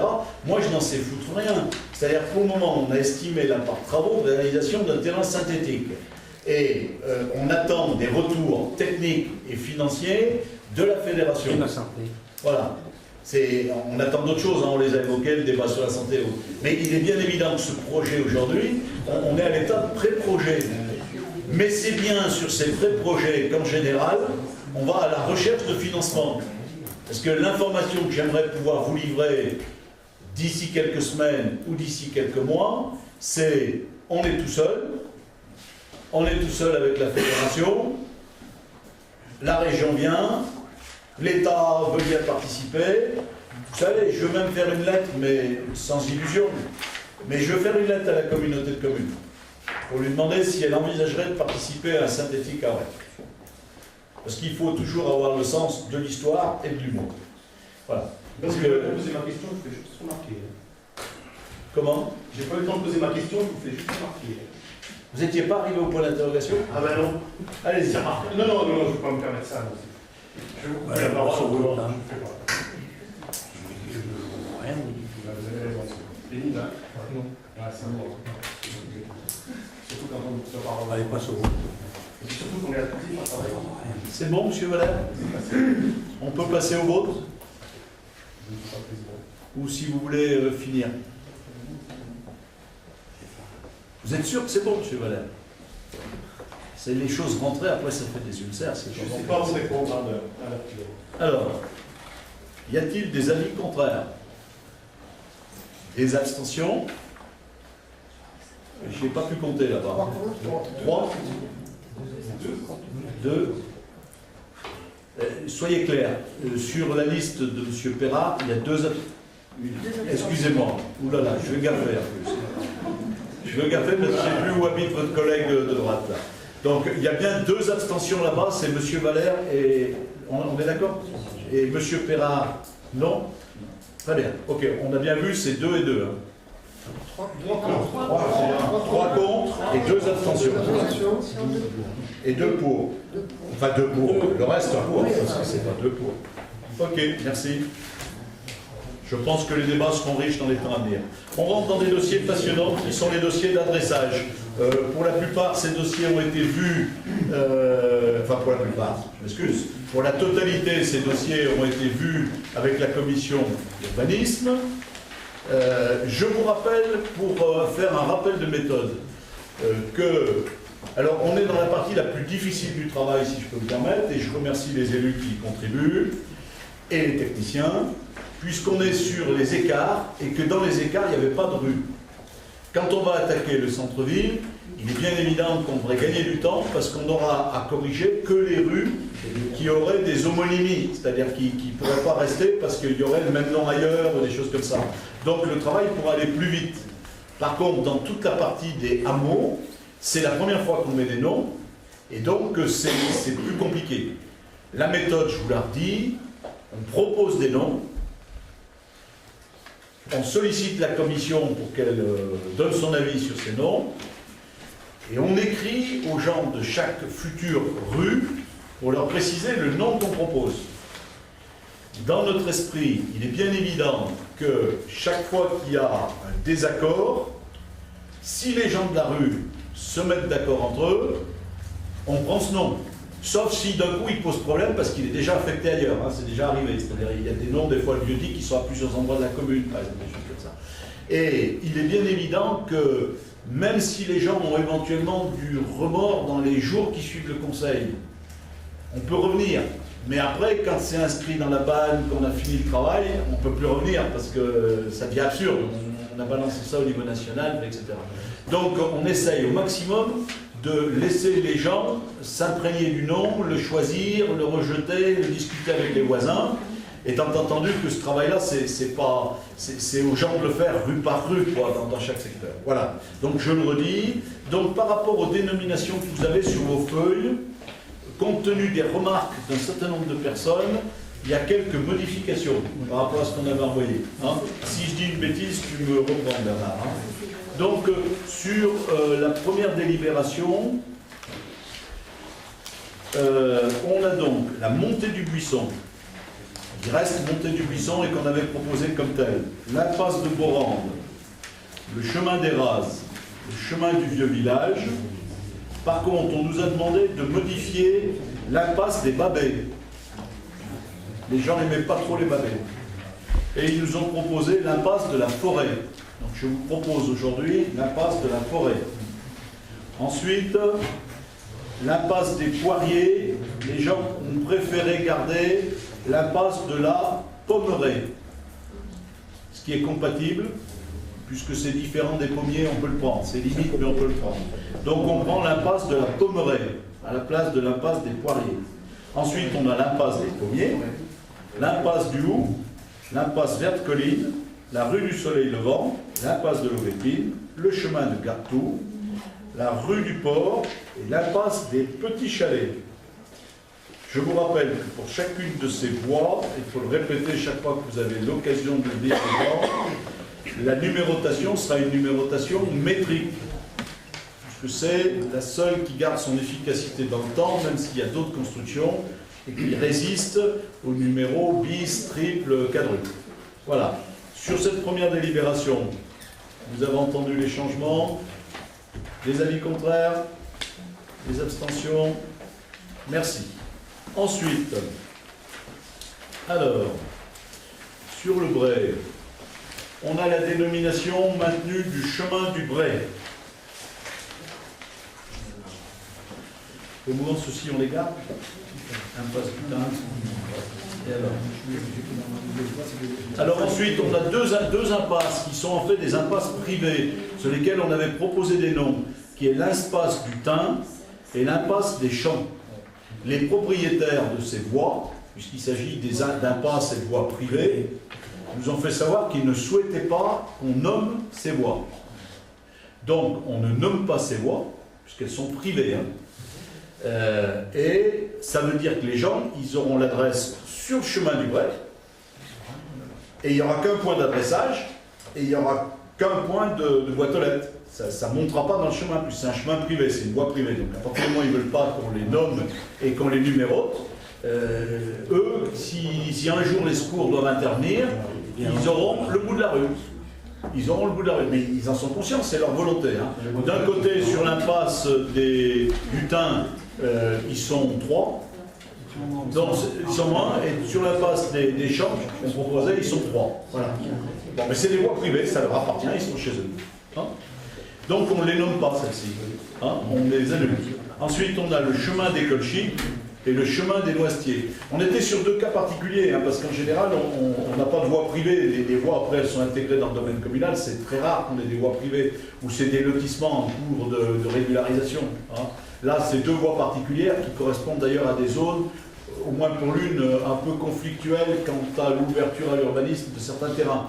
Donc les gens ne veulent surtout pas, sans doute, que le fait même de donner un nom à la voie puisse laisser entendre que ça serait l'ersatz d'une voie publique. Donc là, je redis, chemin du Bray, chemin des Colchiques, chemin des Noisetiers. Voilà. C'est bon là-dessus? Des avis contraires? Des abstentions? Merci. Ensuite, on est à l'Hermé.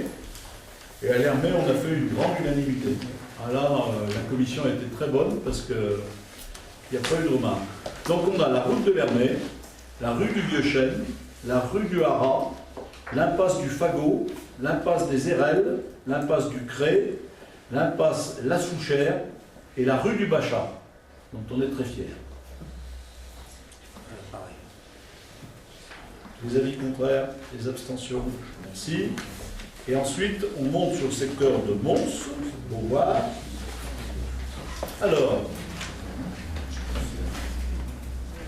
il y a une appellation qu'on n'a pas réussi à résoudre. Il y avait un désaccord, mais où les gens ne nous ont pas fait une proposition sur le nom de rue. Alors, pour le moment, pour ce qui est de Beauvoir, alors on met impasse de Beauvoir. Il y a eu débat autour de route, impasse, chemin, etc. Donc on garde l'appellation qui semble la plus cohérente, qui est impasse de Beauvoir. Ensuite, on a le chemin de Bellevue, la route de Saint-Maurice, la route de Mons, l'impasse du Serpollet, le chemin de Maliessard. Donc ce chemin-là ne fait pas plaisir à au moins une personne de la rue qui trouve que Maliessard, on ne voit pas bien ni où c'est, ni ce que c'est, ni etc. Mais on n'a pas eu de proposition. Donc si on a une proposition après, éventuellement on y reviendra, mais on n'en a pas eu. Rue de l'Armoise et route de Rosier. Voilà. C'est bon? Est-ce qu'il y a des avis contraires? Des abstentions? Je vous remercie. Alors ensuite, on a un certain nombre d'acquisitions. Est-ce qu'on a les plans à projeter? Voilà. Alors un premier secteur, qui est celui de la Tour d'Oriol. Donc je vous propose de procéder à l'acquisition des parcelles bleutées au même tarif que celles qu'on a déjà achetées sur le secteur. On a déjà acheté 5 hectares en fin d'année dernière, enfin acheté, on a délibéré en fin ou en début d'année. Hein, la vente va se finaliser maintenant. Et on devrait retrouver encore 5 hectares supplémentaires sans doute en fin d'année. Pour le moment, c'est ces 5 hectares-là, puisque là aussi c'est 5 hectares. Ces 5 hectares incluent la tour d'Oriol et le chemin qui descend au moulin du bord de la Semaine.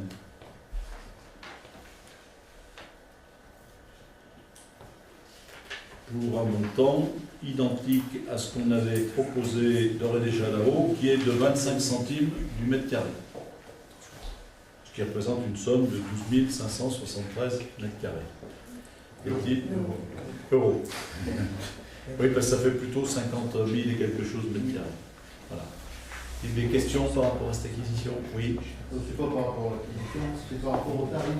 Dedans, ça inclut les frais notariés ou c'est que... Ah non, c'est le prix versé au propriétaire. En plus, il faut rajouter les frais notariés. Ah, toujours. Et qui sont une ordre de grandeur quand même. C'est de moins en moins cher les notaires, de l'ordre de 5%. Un peu plus de 5%. Je t'entends pas. Ici, avec les nouvelles dispositions, ce n'est pas les sommes fixes sur les écoles. Ah, c'est sur les terrains du code. C'est bon là-dessus? Un petit commentaire peut-être à cette occasion-là pour vous dire que la communauté de communes a ouvert l'appel d'offres concernant le saut du chien. Les résultats sont bons, donc je laisserai le soin au président de les présenter lors du conseil communautaire qui est mardi prochain. Ça veut donc dire que l'opération de franchissement du saut du chien devrait attaquer en termes de travaux durant l'été. Il y a une première part de travaux qui sont des travaux en site périlleux, acrobatiques, hein, c'est poser des ancrages, c'est nettoyer quelques rochers, etc. Et puis après, il y a les travaux d'équipement eux-mêmes du site qui seront plutôt à l'automne. Hein. Voilà, donc c'est un chantier qui devrait courir sur 3-4 mois. On profitera sans doute de ce chantier pour équiper le belvédère de la Tour d'Oriol. puisqu'on est sur des travaux de même nature, c'est-à-dire des travaux light, il s'agit de poser quelques marques pour faciliter l'accès et de sécuriser par un garde-corps s'il y a des familles qui veulent aller sur ce belvédère, qu'il n'y ait pas de notion de danger. Et dans les deux cas de figure, on est sur des chantiers complexes, dont l'alimentation, par exemple, ne peut se faire que par évitreuillage. Voilà. Y compris ces travaux auxquels vous faites référence sur la tour d'Orion. Je vous entends pas dessus. Y compris les travaux dont vous faites référence sur la tour d'Orion. Oui, oui, oui. Bah oui, parce que c'est les lieux où c'est, pour descendre des matériaux, enfin, c'est compliqué. Bon, la tour d'Orion, on pourrait peut-être envisager de descendre avec une mini pelle, je sais pas quoi, mais enfin ça serait un peu...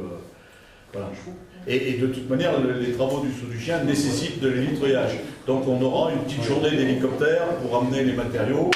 Qu'on fasse un saut d'un côté ou de l'autre, c'est extrêmement vite fait. C'est des rotations assez courtes en nombre de minutes. Voilà. Donc pour le moment, pour aujourd'hui, ce qu'on nous propose, c'est d'approuver l'acquisition de ces parcelles. Y a-t-il là-dessus des avis contraires? Des abstentions? Je vous remercie. Alors ensuite, qu'est-ce qu'on a? On a une acquisition régularisation sur le secteur de l'Hermée. Il s'agit, on a tracé une piste pour alimenter la station de relevage.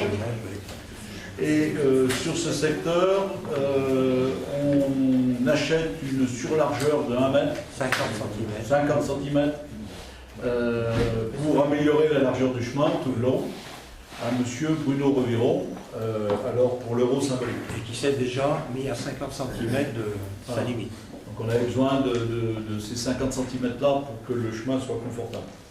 Donc c'est la régularisation de ce chemin tel qu'il est tracé aujourd'hui. Des questions?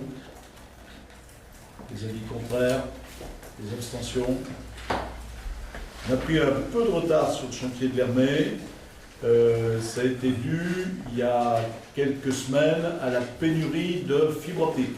Mondiale, pénurie mondiale. Mondiale, mais au moins à l'Hermée.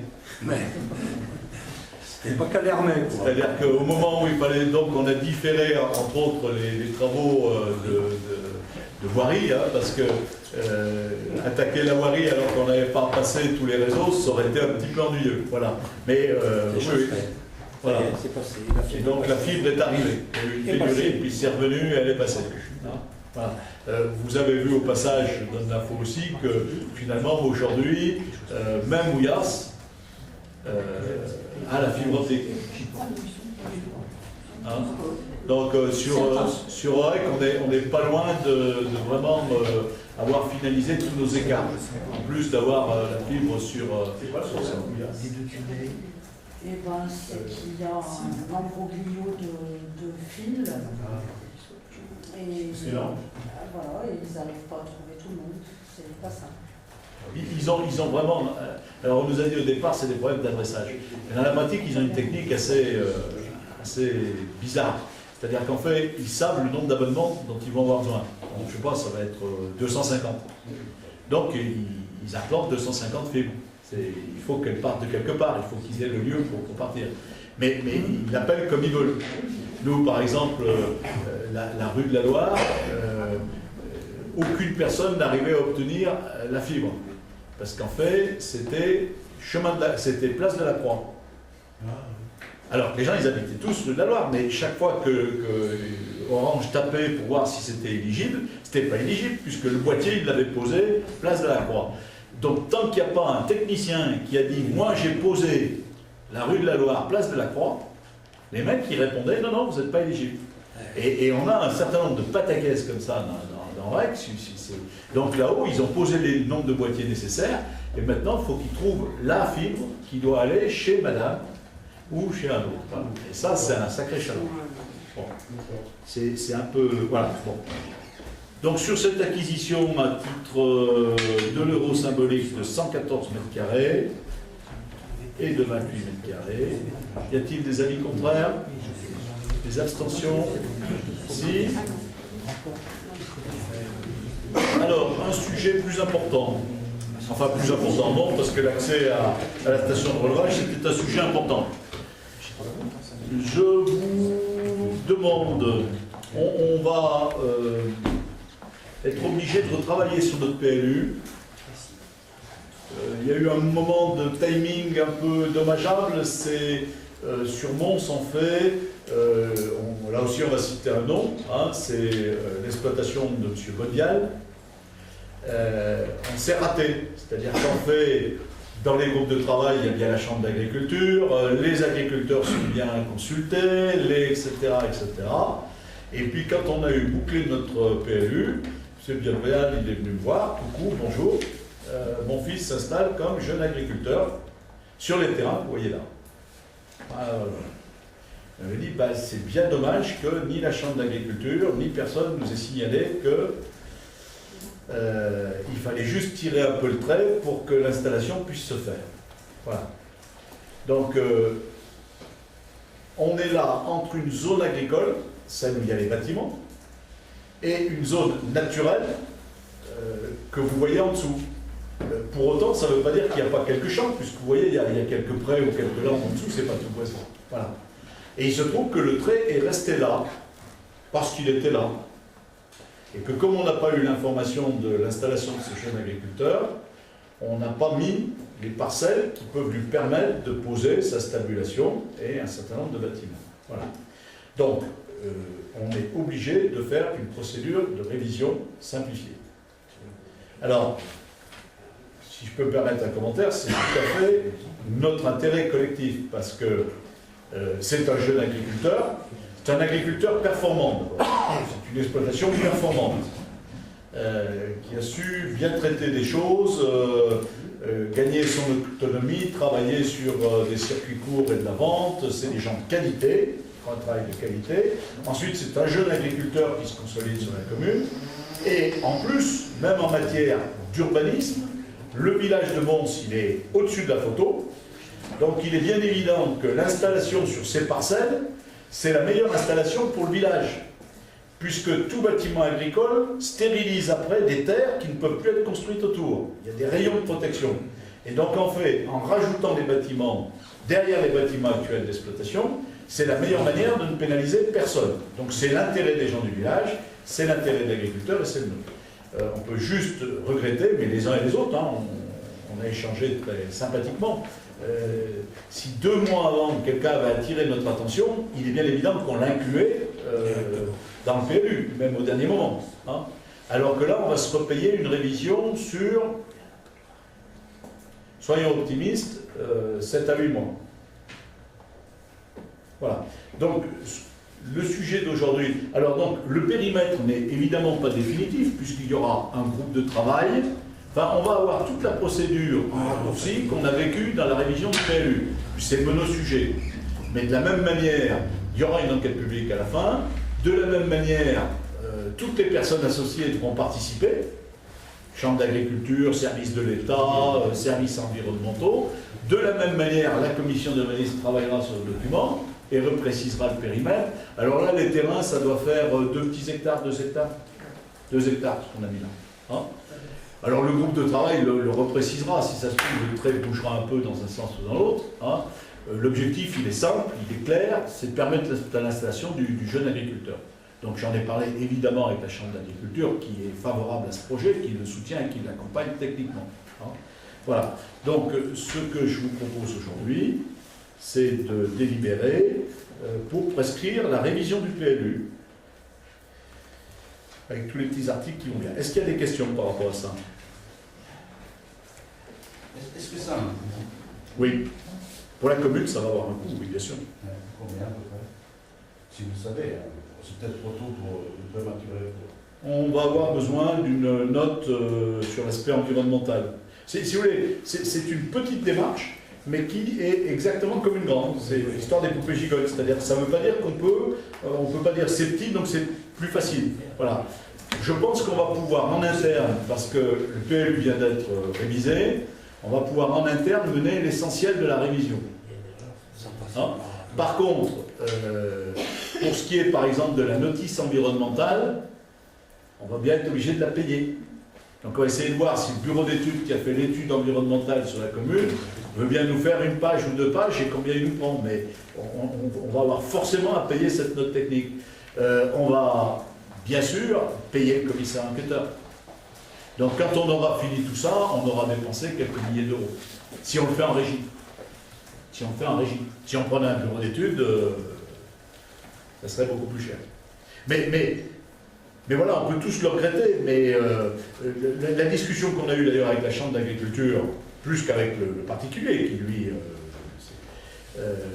c'est qu'il faut vraiment qu'il soit très présent dans les réunions de PLU.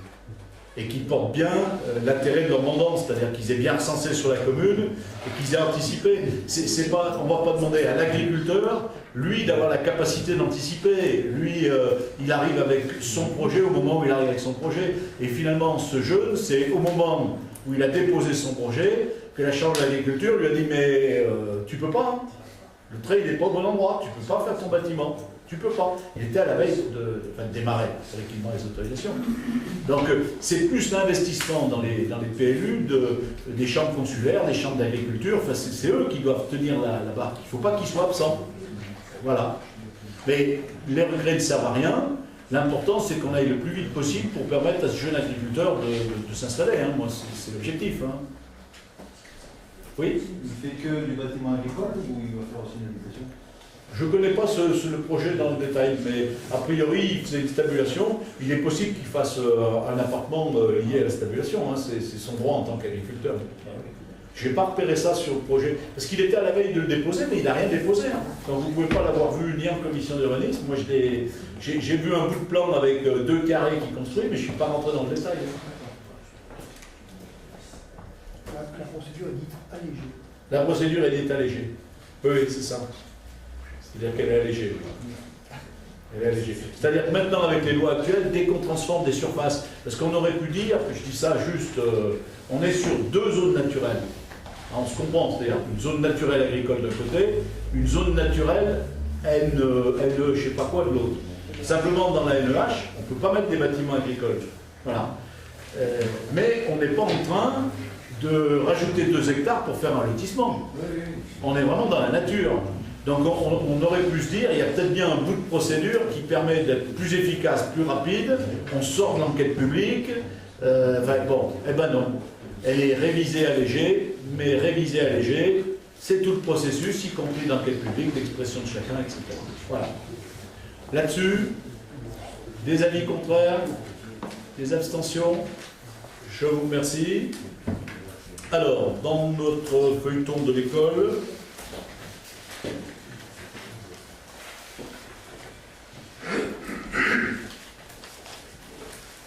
donc, les offres ne sont pas finies d'étudier sur 2 lots de l'école qui sont la couverture bac acier, étanchéité, et sur la couverture métal. On avait dû reconsulter, renégocier, et là on reste dans une phase de négociation permettant d'affiner les choses.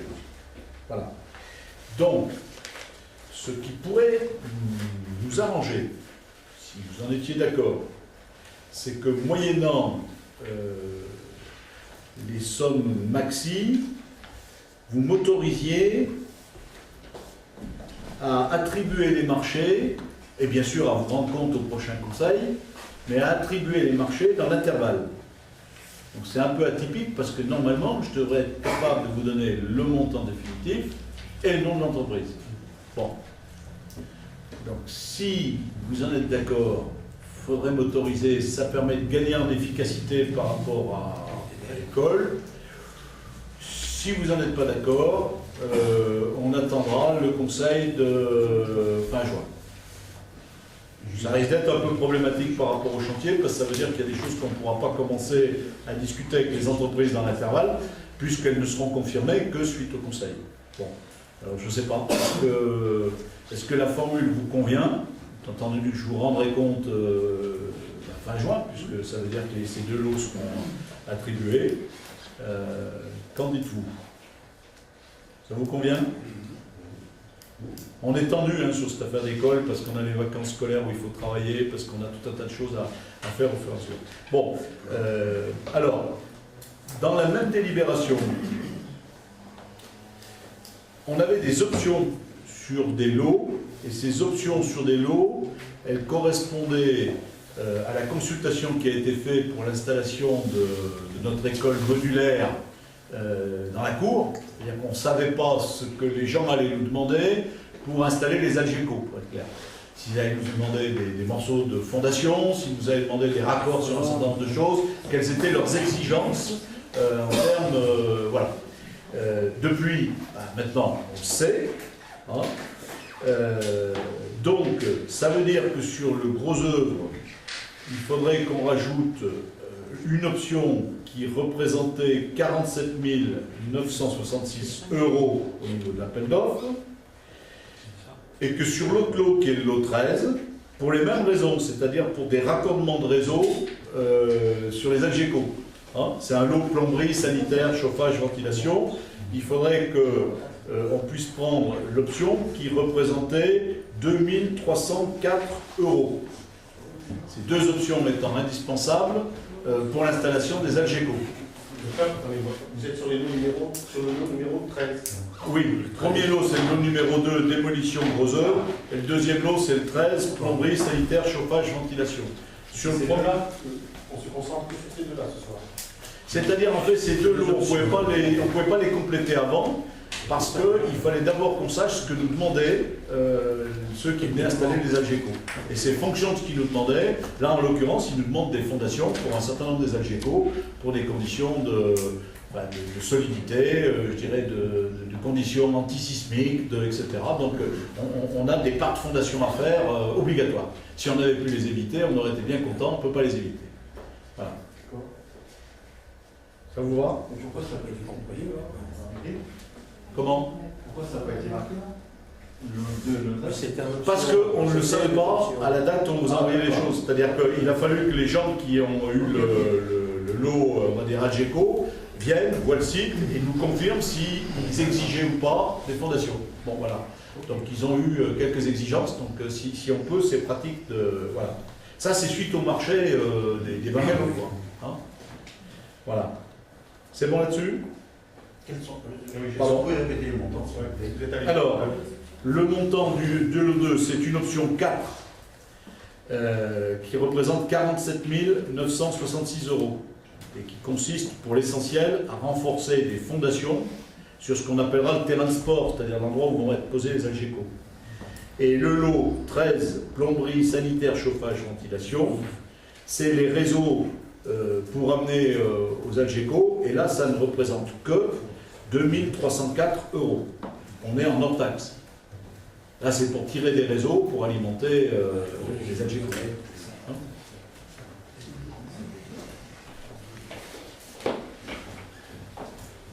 Le premier, le lot 2, c'est avec l'entreprise Royer-Jean, en complément de tout ce qui était démolition gros œuvres. Et le deuxième, le 13, c'est avec l'entreprise Energeco, qui a le lot, plomberie, sanitaire, etc.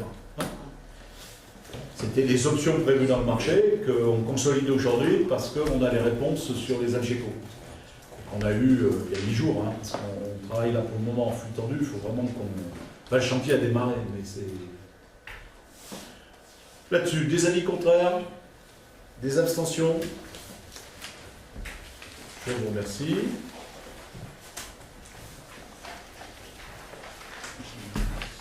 Alors, si vous m'y autorisez, parce que ce n'était pas au compte rendu et c'était pas dans les... Comment? Cipro. Alors, je laisserai peut-être la parole à Florence. Le département, donc il y a eu, de par les transferts de compétences économiques à la région, disparition du comité d'expansion économique de la Haute-Loire. Par contre, il reste au département des missions concernant l'insertion professionnelle. Donc le département a pris l'initiative de transformer ce comité d'expansion économique en un nouvel organisme qui s'appelle le CIPRO, Comité pour l'insertion professionnelle de la Haute-Loire. L'objectif du CIPRO, mais Florence le dirait peut-être mieux que moi, hein, elle m'a dit le alors.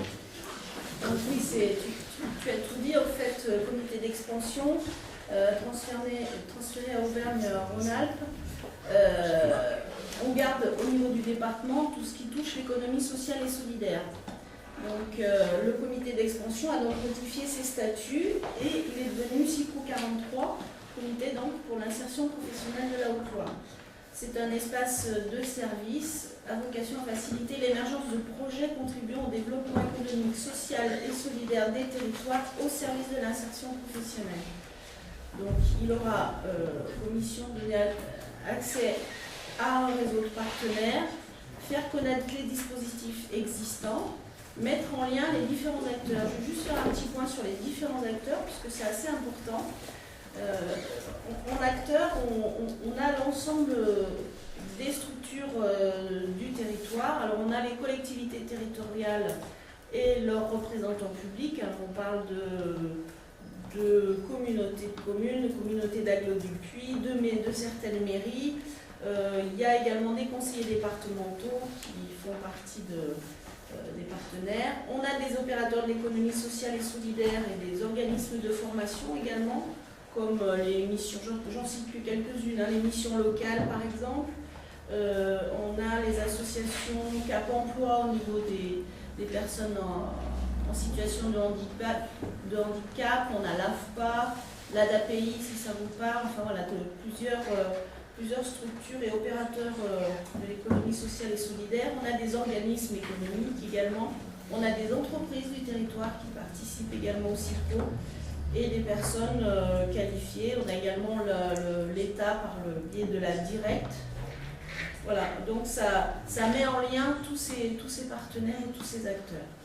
Elle aura également comme mission, le comité aura comme mission de développer des solutions nouvelles pour la réussite des projets, animer un lieu de ressources, assurer le développement du dispositif local d'accompagnement, si vous en avez déjà entendu parler, du DLA, qui va accompagner des structures de l'économie sociale et solidaire, assurer la mise en place du service facilitateur de clauses sociales dans les marchés publics et accompagner les travailleurs indépendants qui sont encore bénéficiaires du RSA. Donc voilà, le département est le plus grand partenaire, hein, c'est un comité, donc c'est une association, mais qui dépend du département par rapport aux subventions. Alors, juste un petit mot sur la mairie d'Aurec. Elle a été proposée pour adhérer au CIPRO parce qu'on a un travail d'insertion intéressant et par rapport, je vous cite quelques actions. Alors, par exemple, vous avez la distribution du flash à fou qui se fait par Revive. Donc c'est un CAT, c'est des personnes en situation de handicap. Ça fait partie de l'insertion professionnelle également. On a confié des travaux d'espace vert, par exemple sur la route qui va à Basse au chantier d'insertion au fil de l'eau. On a eu des projets aussi avec le département, on a eu des contrats aidés avec des personnes qui étaient bénéficiaires du RSA. On parlait des contrats aidés, d'ailleurs le contrat PEC, là, c'est une personne qui est bénéficiaire du RSA et qu'on continue à suivre. Voilà, donc il y a quelques communes comme ça qui travaillent sur l'insertion professionnelle. C'est la raison pour laquelle le REC a été proposé à ce comité. Voilà, donc je vous propose de délibérer donc sur l'adhésion d'Aurec-sur-Loire au CIPRO et monsieur le maire représentera la commune au sein de cette association. Alors l'adhésion c'est 20 €. Donc ce que je redis peut-être derrière Flo, c'est l'idée c'est de remettre des gens qui sont souvent dans des situations compliquées au travail. Et à travers cette structure, c'est aussi un des moments particuliers parce qu'on voit bien comment la suppression des contrats aidés n'a pas que des vertus. Et qu'aujourd'hui, il y a tout un tas de publics qui se retrouvent en dehors de tout dispositif. La plupart des grandes associations qui ont été citées ici, elles sont mises en difficulté, de manière très claire, par cette rupture brutale. Donc, il faut, d'une manière ou d'une autre, les gens, ils n'ont pas disparu, c'est les contrats qui ont disparu. Hein, pour le moment, les gens n'ont pas disparu, c'est les contrats, il faut retenir. Donc, maintenant, on fait le deuil, il n'y a plus ces contrats, mais les gens, ils sont toujours là. Et un certain nombre de ces gens qui ont des fragilités, on a parlé du monde du handicap, mais il y a tout un tas d'autres personnes qui se retrouvent dans des situations d'insertion, suite à de la maladie, suite à plein de choses. On a tous intérêt à ce qu'ils se retrouvent au boulot, dans les meilleures conditions possibles pour eux, et dans un monde où très souvent le boulot c'est la compétition, c'est-à-dire c'est que les meilleurs qui bossent. Ceux qui vont un peu moins vite, ceux qui sont un peu moins performants, ceux qui ont des difficultés, ceux-là, ils ne sont pas tout à fait à l'image de notre société. Bon, et pour autant, ils existent. Ils sont nombreux. Les accidents de la vie, c'est fréquent. Voilà. Donc derrière cette structure, derrière ces gens mis ensemble, c'est vraiment ce travail-là, c'est-à-dire on peut dire, les gens qui sont là-dedans, ils sont tous très directement concernés. Et c'est vrai que les entreprises y sont. Il faut le souligner, c'est-à-dire que les entreprises, bien sûr des grandes associations, on a cité la KPI ou les associations, la DMR, mais il y a vraiment des entreprises, des représentants d'entreprises. Voilà. Donc on voit bien que c'est tout le monde qui essaye de se caler autour d'une table pour remettre dans le champ du travail des gens, leur permettre de réussir, les accompagner, les parrainer, faire un travail de proximité. Voilà, donc c'est le genre de choses auxquelles il faut croire, c'est un acte de foi, si on peut dire, ou d'engagement. Moi, je souhaite vraiment que ça réussisse. Les premières réunions qui ont démarré le système montraient, par la présence des interlocuteurs, le souhait de chacun d'être présent et de s'investir. Oui. Dans ce public-là que vous citez, on va pouvoir retrouver des gens comme Jardin Cocagne, par exemple. On retrouve les entreprises d'insertion. Jardin Cocagne, c'est national. Par exemple, au fil de l'eau, ils font partie du Jardin Cocagne.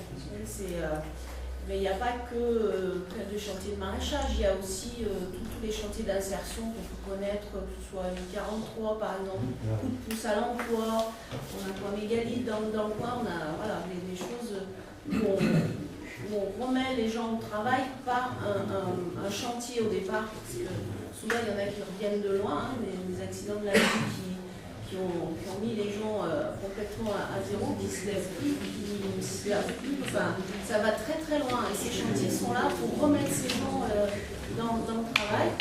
Et voilà, la continuité, le cycle, c'est vraiment un lien entre toutes les actions des gens que j'ai cités, qui se font déjà chacun dans leur coin, parce qu'il y a des actions, beaucoup de choses qui se font pour l'insertion. Le CIPRO est peut-être le maillon manquant qui va mettre tous ces gens en relation. Je vous donne juste un exemple. Par exemple, on parlait, vous aviez avant, à la NPE, des placeurs, des gens qui allaient chercher dans les entreprises, qui mettaient en relation les demandeurs d'emploi et les entreprises. Pôle emploi a un rôle très très important. Il est aussi, je ne l'ai pas cité, mais il y a une personne qui est aussi dans le comité. Là, on va essayer de retrouver ce rôle de placier par le biais du cycle. Toujours en lien avec ce qui existe aujourd'hui. Ce n'est pas une couche supplémentaire, c'est simplement une mise en lien avec tout ce qui existe aujourd'hui. Et derrière tout ce souci d'intégration de ces personnes, le président du Conseil général, Jean-Pierre Macron, a été jusqu'au bout de la logique. C'est-à-dire que c'est aussi une manière de dire que ceux qui ne veulent pas rejoindre l'emploi à partir du moment où on les accompagne, il faut sans doute ne pas les aider. Et à partir du moment où on a une logistique pour aider les gens sur le retour à l'emploi, et pour aider des gens fragilisés, ça veut dire aussi qu'on essaye de repérer, vous m'excuserez du terme, ceux qui parasiteraient le système. L'idée, c'est bien que les gens soient quelque part au travail et puissent recommencer à gagner la vie, ou gagner leur vie, ou commencer à gagner leur vie. Voilà. Adhésion, 20 €. Je pense que c'est le genre de choses qui restent importantes parce que, encore une fois, je le redis, mais dans le dispositif qu'on vit depuis quelques mois avec l'effet du gouvernement, il faut bien trouver des lieux de régulation sociale, sinon on va vers sans doute un certain nombre de drames. Les choses ne vont pas se faire spontanément. Il faut bien qu'il y ait des gens qui continuent à travailler sur ces champs-là. Hein, il ne suffit pas de supprimer des choses, il faut aussi en proposer. Oui. Une cotisation de 20 € par an, c'est ridicule. C'est ça, c'est l'objectif, c'est que ce soit ridicule. Non, mais c'est très clairement, le département ne recherche pas un report sur des financements qui seraient communaux, ou ce qu'ils cherchent, c'est avoir les bons acteurs autour de la table, motiver les acteurs, et en même temps, il y a un acte fondateur, c'est-à-dire pour en faire partie, il faut une délibération quand c'est une collectivité concernée, et une cotisation d'entrée pour qu'on soit adhérent. Hein, voilà. Mais elle est symbolique, elle est tout à fait symbolique. Hein. C'est pas avec ça que se finance le CIPRO. Il y a des ressources au sein du département. Mais le département voulait rassembler tous les partenaires autour de lui. Il ne faut pas que ce soit un obstacle pour les bonnes volontés, parce qu'on a vraiment besoin de toutes les bonnes volontés pour travailler là-dessus. Il ne fallait pas que l'adhésion soit un obstacle à ça, parce qu'on a des personnes ou par des entrepreneurs ou enfin voilà, des gens qui viennent, qui sont pas dans une fédération ou ils sont seuls et ils viennent aussi pro aussi parce qu'ils ont quelque chose à amener. On est vraiment très nombreux autour de la table. C'est bon là-dessus? Des avis contraires? Des abstentions? Je vous remercie. On a épuisé l'ordre du jour, faute d'épuiser les élus. Est-ce qu'il vous reste éventuellement une question autour de cette table? Monsieur Canson? Moi, je voudrais exprimer une forme de compassion vis-à-vis des centaines de petits Nigériens qui vont bosser tous les jours dans la Loire et qui, ces 2 derniers jours, se sont fait ramasser dans des vitesses absolument fantastiques, 50 et 70 km/h, lâchant ainsi une dizaine de milliers d'euros d'amende et puis quelques centaines de points aussi. Alors, cette pression qui est exercée par la commune voisine, même bien sûr, le département voisin, sur le réseau viaire qui alimente Aurec, devient véritablement agaçant, franchement agaçant. Quand on en est là de pouvoir prendre plusieurs centaines de personnes en 3 heures, c'est qu'il y a peut-être quelque chose qui est inadapté.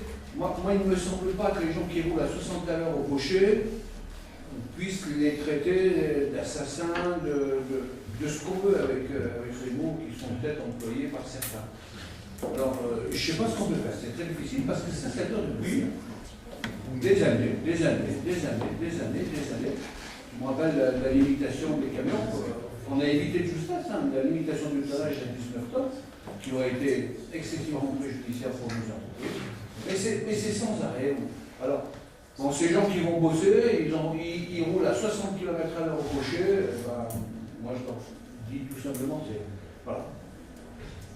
Alors moi je vais prendre une précaution oratoire, c'est de rappeler que le travail des forces de l'ordre est toujours très difficile et qu'on a énormément besoin d'eux. Bon, une fois dit ça, je trouve les contrôles qui ont été faits inadaptés. Donc je précise que ce n'est pas vis-à-vis des forces de l'ordre, mais de ceux qui leur ont donné ordre de contrôler de cette manière-là. J'ai du mal à comprendre où est la vertu d'aller piéger à 7h30 du matin les, comme dirait, travailleurs et travailleuses, dans un sens ou dans l'autre. C'est vraiment vouloir pénaliser la vie des gens et des entreprises. C'est d'autant plus que moi j'aimerais bien voir les statistiques et j'aimerais bien voir les vitesses. Donc il est évident que s'il y a des gens qui sont passés vers Lido à 100 à l'heure, ceux-là, je n'ai pas trop de remords pour eux. Par contre, entre 50 et 70, je ne vois vraiment pas, mais vraiment pas le sens de cette affaire. Je ne comprends pas. Je te rejoins. J'ai déjà eu l'occasion dans le passé de me mettre en tension avec le maire précédent de Saint-Paul-en-Candillon. Je trouve qu'on n'est pas sur la bonne méthode. C'est-à-dire qu'il faut trouver le bon équilibre. Sur cette voirie, une grande partie de cette voirie peut supporter sans danger particulier du 70 à l'heure. Et on respire. Il peut y avoir des séquences à 70. Qu'on nous dise qu'il y a quelques séquences à risque particulier, qu'on les identifie, qu'on nous mette un 50. Moi, je vous rajoute, parce que là, c'est scandaleux, ce type de contrôle et la manière dont ça pénalise des gens, financièrement, en nombre de points sur le permis. Pourquoi ces heures-là? L'idée, c'est de vraiment frapper les gens qui partaient au travail. Ils ne voulaient pas choisir un autre créneau dans la journée qui aurait pu avoir un effet pédagogique, mais qui aurait touché moins de gens. peut-être des gens à une autre heure. Enfin bon, ça je ne comprends pas. Et pour en rajouter une couche, je n'ai jamais supporté les ralentisseurs de Saint-Paul.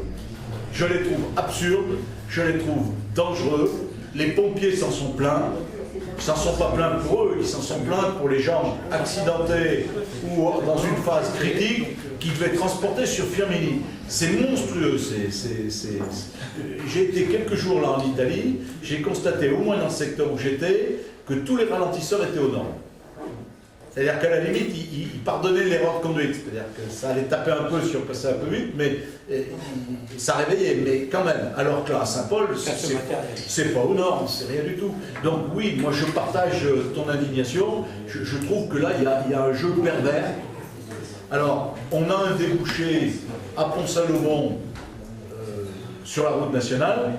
Heureusement, parce que de la manière dont se comportent nos voisins de la Loire, que ce soit sur tout ce secteur qui amène à Aurec, que ce soit sur les RD 500 qui montent à Saint-Just, où ils veulent parfois interdire les poids lourds et autres, on aurait l'impression qu'ils veulent interdire d'exister à ceux qui habitent derrière. C'est fou.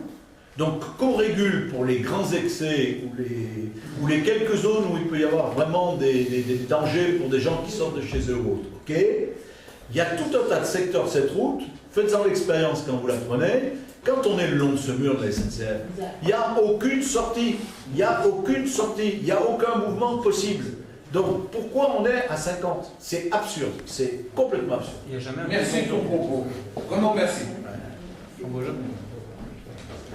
Monsieur Blas, pour prendre le morceau de votre intervention, qu'est-ce qui peut être fait au niveau de notre commune pour raisonner ceux qui ont pris cette décision? Parce que c'est vrai que tout le monde en parle. Bon là ça a été mis en avant parce que là il y a qu'est-ce que peut être? Vous faisiez référence à des entretiens. On a régulièrement écrit aux autorités sur ce sujet depuis des années. Enfin, c'est récurrent, hein, je dirais depuis, j'ose pas dire depuis toujours, parce que je ne sais rien, mais depuis très longtemps. Chaque fois à travers des crises de ce type. Et chaque maire a voulu marquer d'un moment encore plus fort de contrainte cet itinéraire. Donc c'est ce qu'a fait Madame le maire qui était pour la première fois maire en autorité. Ils étaient revenus à 70 parce qu'il y avait eu justement de très nombreuses interventions, qu'on avait essayé de bouger, ils avaient un peu régulé cet itinéraire, et moi ça me semblait raisonnable. 70, ça me semblait raisonnable. Après, voilà, ça permettait de se caler sur l'itinéraire et d'être bien, parce qu'en termes de temps, ça ne bouffe pas beaucoup de temps. En fait. Là, ils sont revenus à 50. Ben voilà. Alors 50 était totalement inopérant parce qu'il n'est pas réaliste par rapport à la situation. Et donc, ils nous sortent maintenant une série de contrôles pour nous ramener à 50. Donc oui, moi je pense qu'on va se refendre d'une lettre au Conseil général. C'est une route départementale. Mais on est en agglo. On est au sein de la ville. C'est un peu comme si nous, de l'entrée d'Aurec à la sortie de Basse, on mettait tout le long 50. Il faut imaginer. Eh oui. À Saint-Paul, on est en agglo. On est en agglo depuis le Pertuisé. Le système à 70 était dérogatoire. Parce qu'en fait, on est en agglo depuis Saint-Paul jusqu'au Pertuisé. On est en section d'agglomération. C'est d'ailleurs pour ça que Madame le maire peut se permettre de mettre 50. C'est parce qu'on est en agglo. On est en ville. Mais c'est pour ça que c'est une anomalie flagrante. C'est une vraie ville. Concernant les ralentisseurs, oui. S'ils ne sont pas aux normes, ça veut dire qu'ils sont illégalement installés. On ne peut pas simplement faire respecter la loi. Il y a déjà eu un recours, ils ont déjà été pour certains modifiés. Mais oui. Mais en France, il y a en gros entre 60 et 70% des ralentisseurs qui ne sont pas aux normes. Parce qu'il y a des normes très précises et qui, quand elles sont vraiment appliquées, font que les ralentisseurs, c'est agressif, mais pas tant que ça. Mais ils sont très très mal réalisés. Et en général, ils ne respectent pas les pentes, les angles, les longueurs. Et c'est France entière. Bon, merci. Ah pardon, excusez-moi. Ce sujet a été abordé. Je voudrais en aborder un sur Aurec. Sur la route qui part du casino Landais d'Aurec jusqu'au, disons, au pont de la semaine, les week-ends, on a des motards qui roulent à des vitesses faramineuses. Est-ce qu'il n'y aurait pas éventuellement la possibilité de faire de la prévention dans un premier temps, parce qu'après ils se le diront entre eux, et après faire éventuellement la mise en place d'un moyen de prévention de ces vitesses excessives, qui sont bruyantes par... Là, il y a un vrai travail à faire par les forces de l'ordre. Alors, je précise qu'ils ont fait ce travail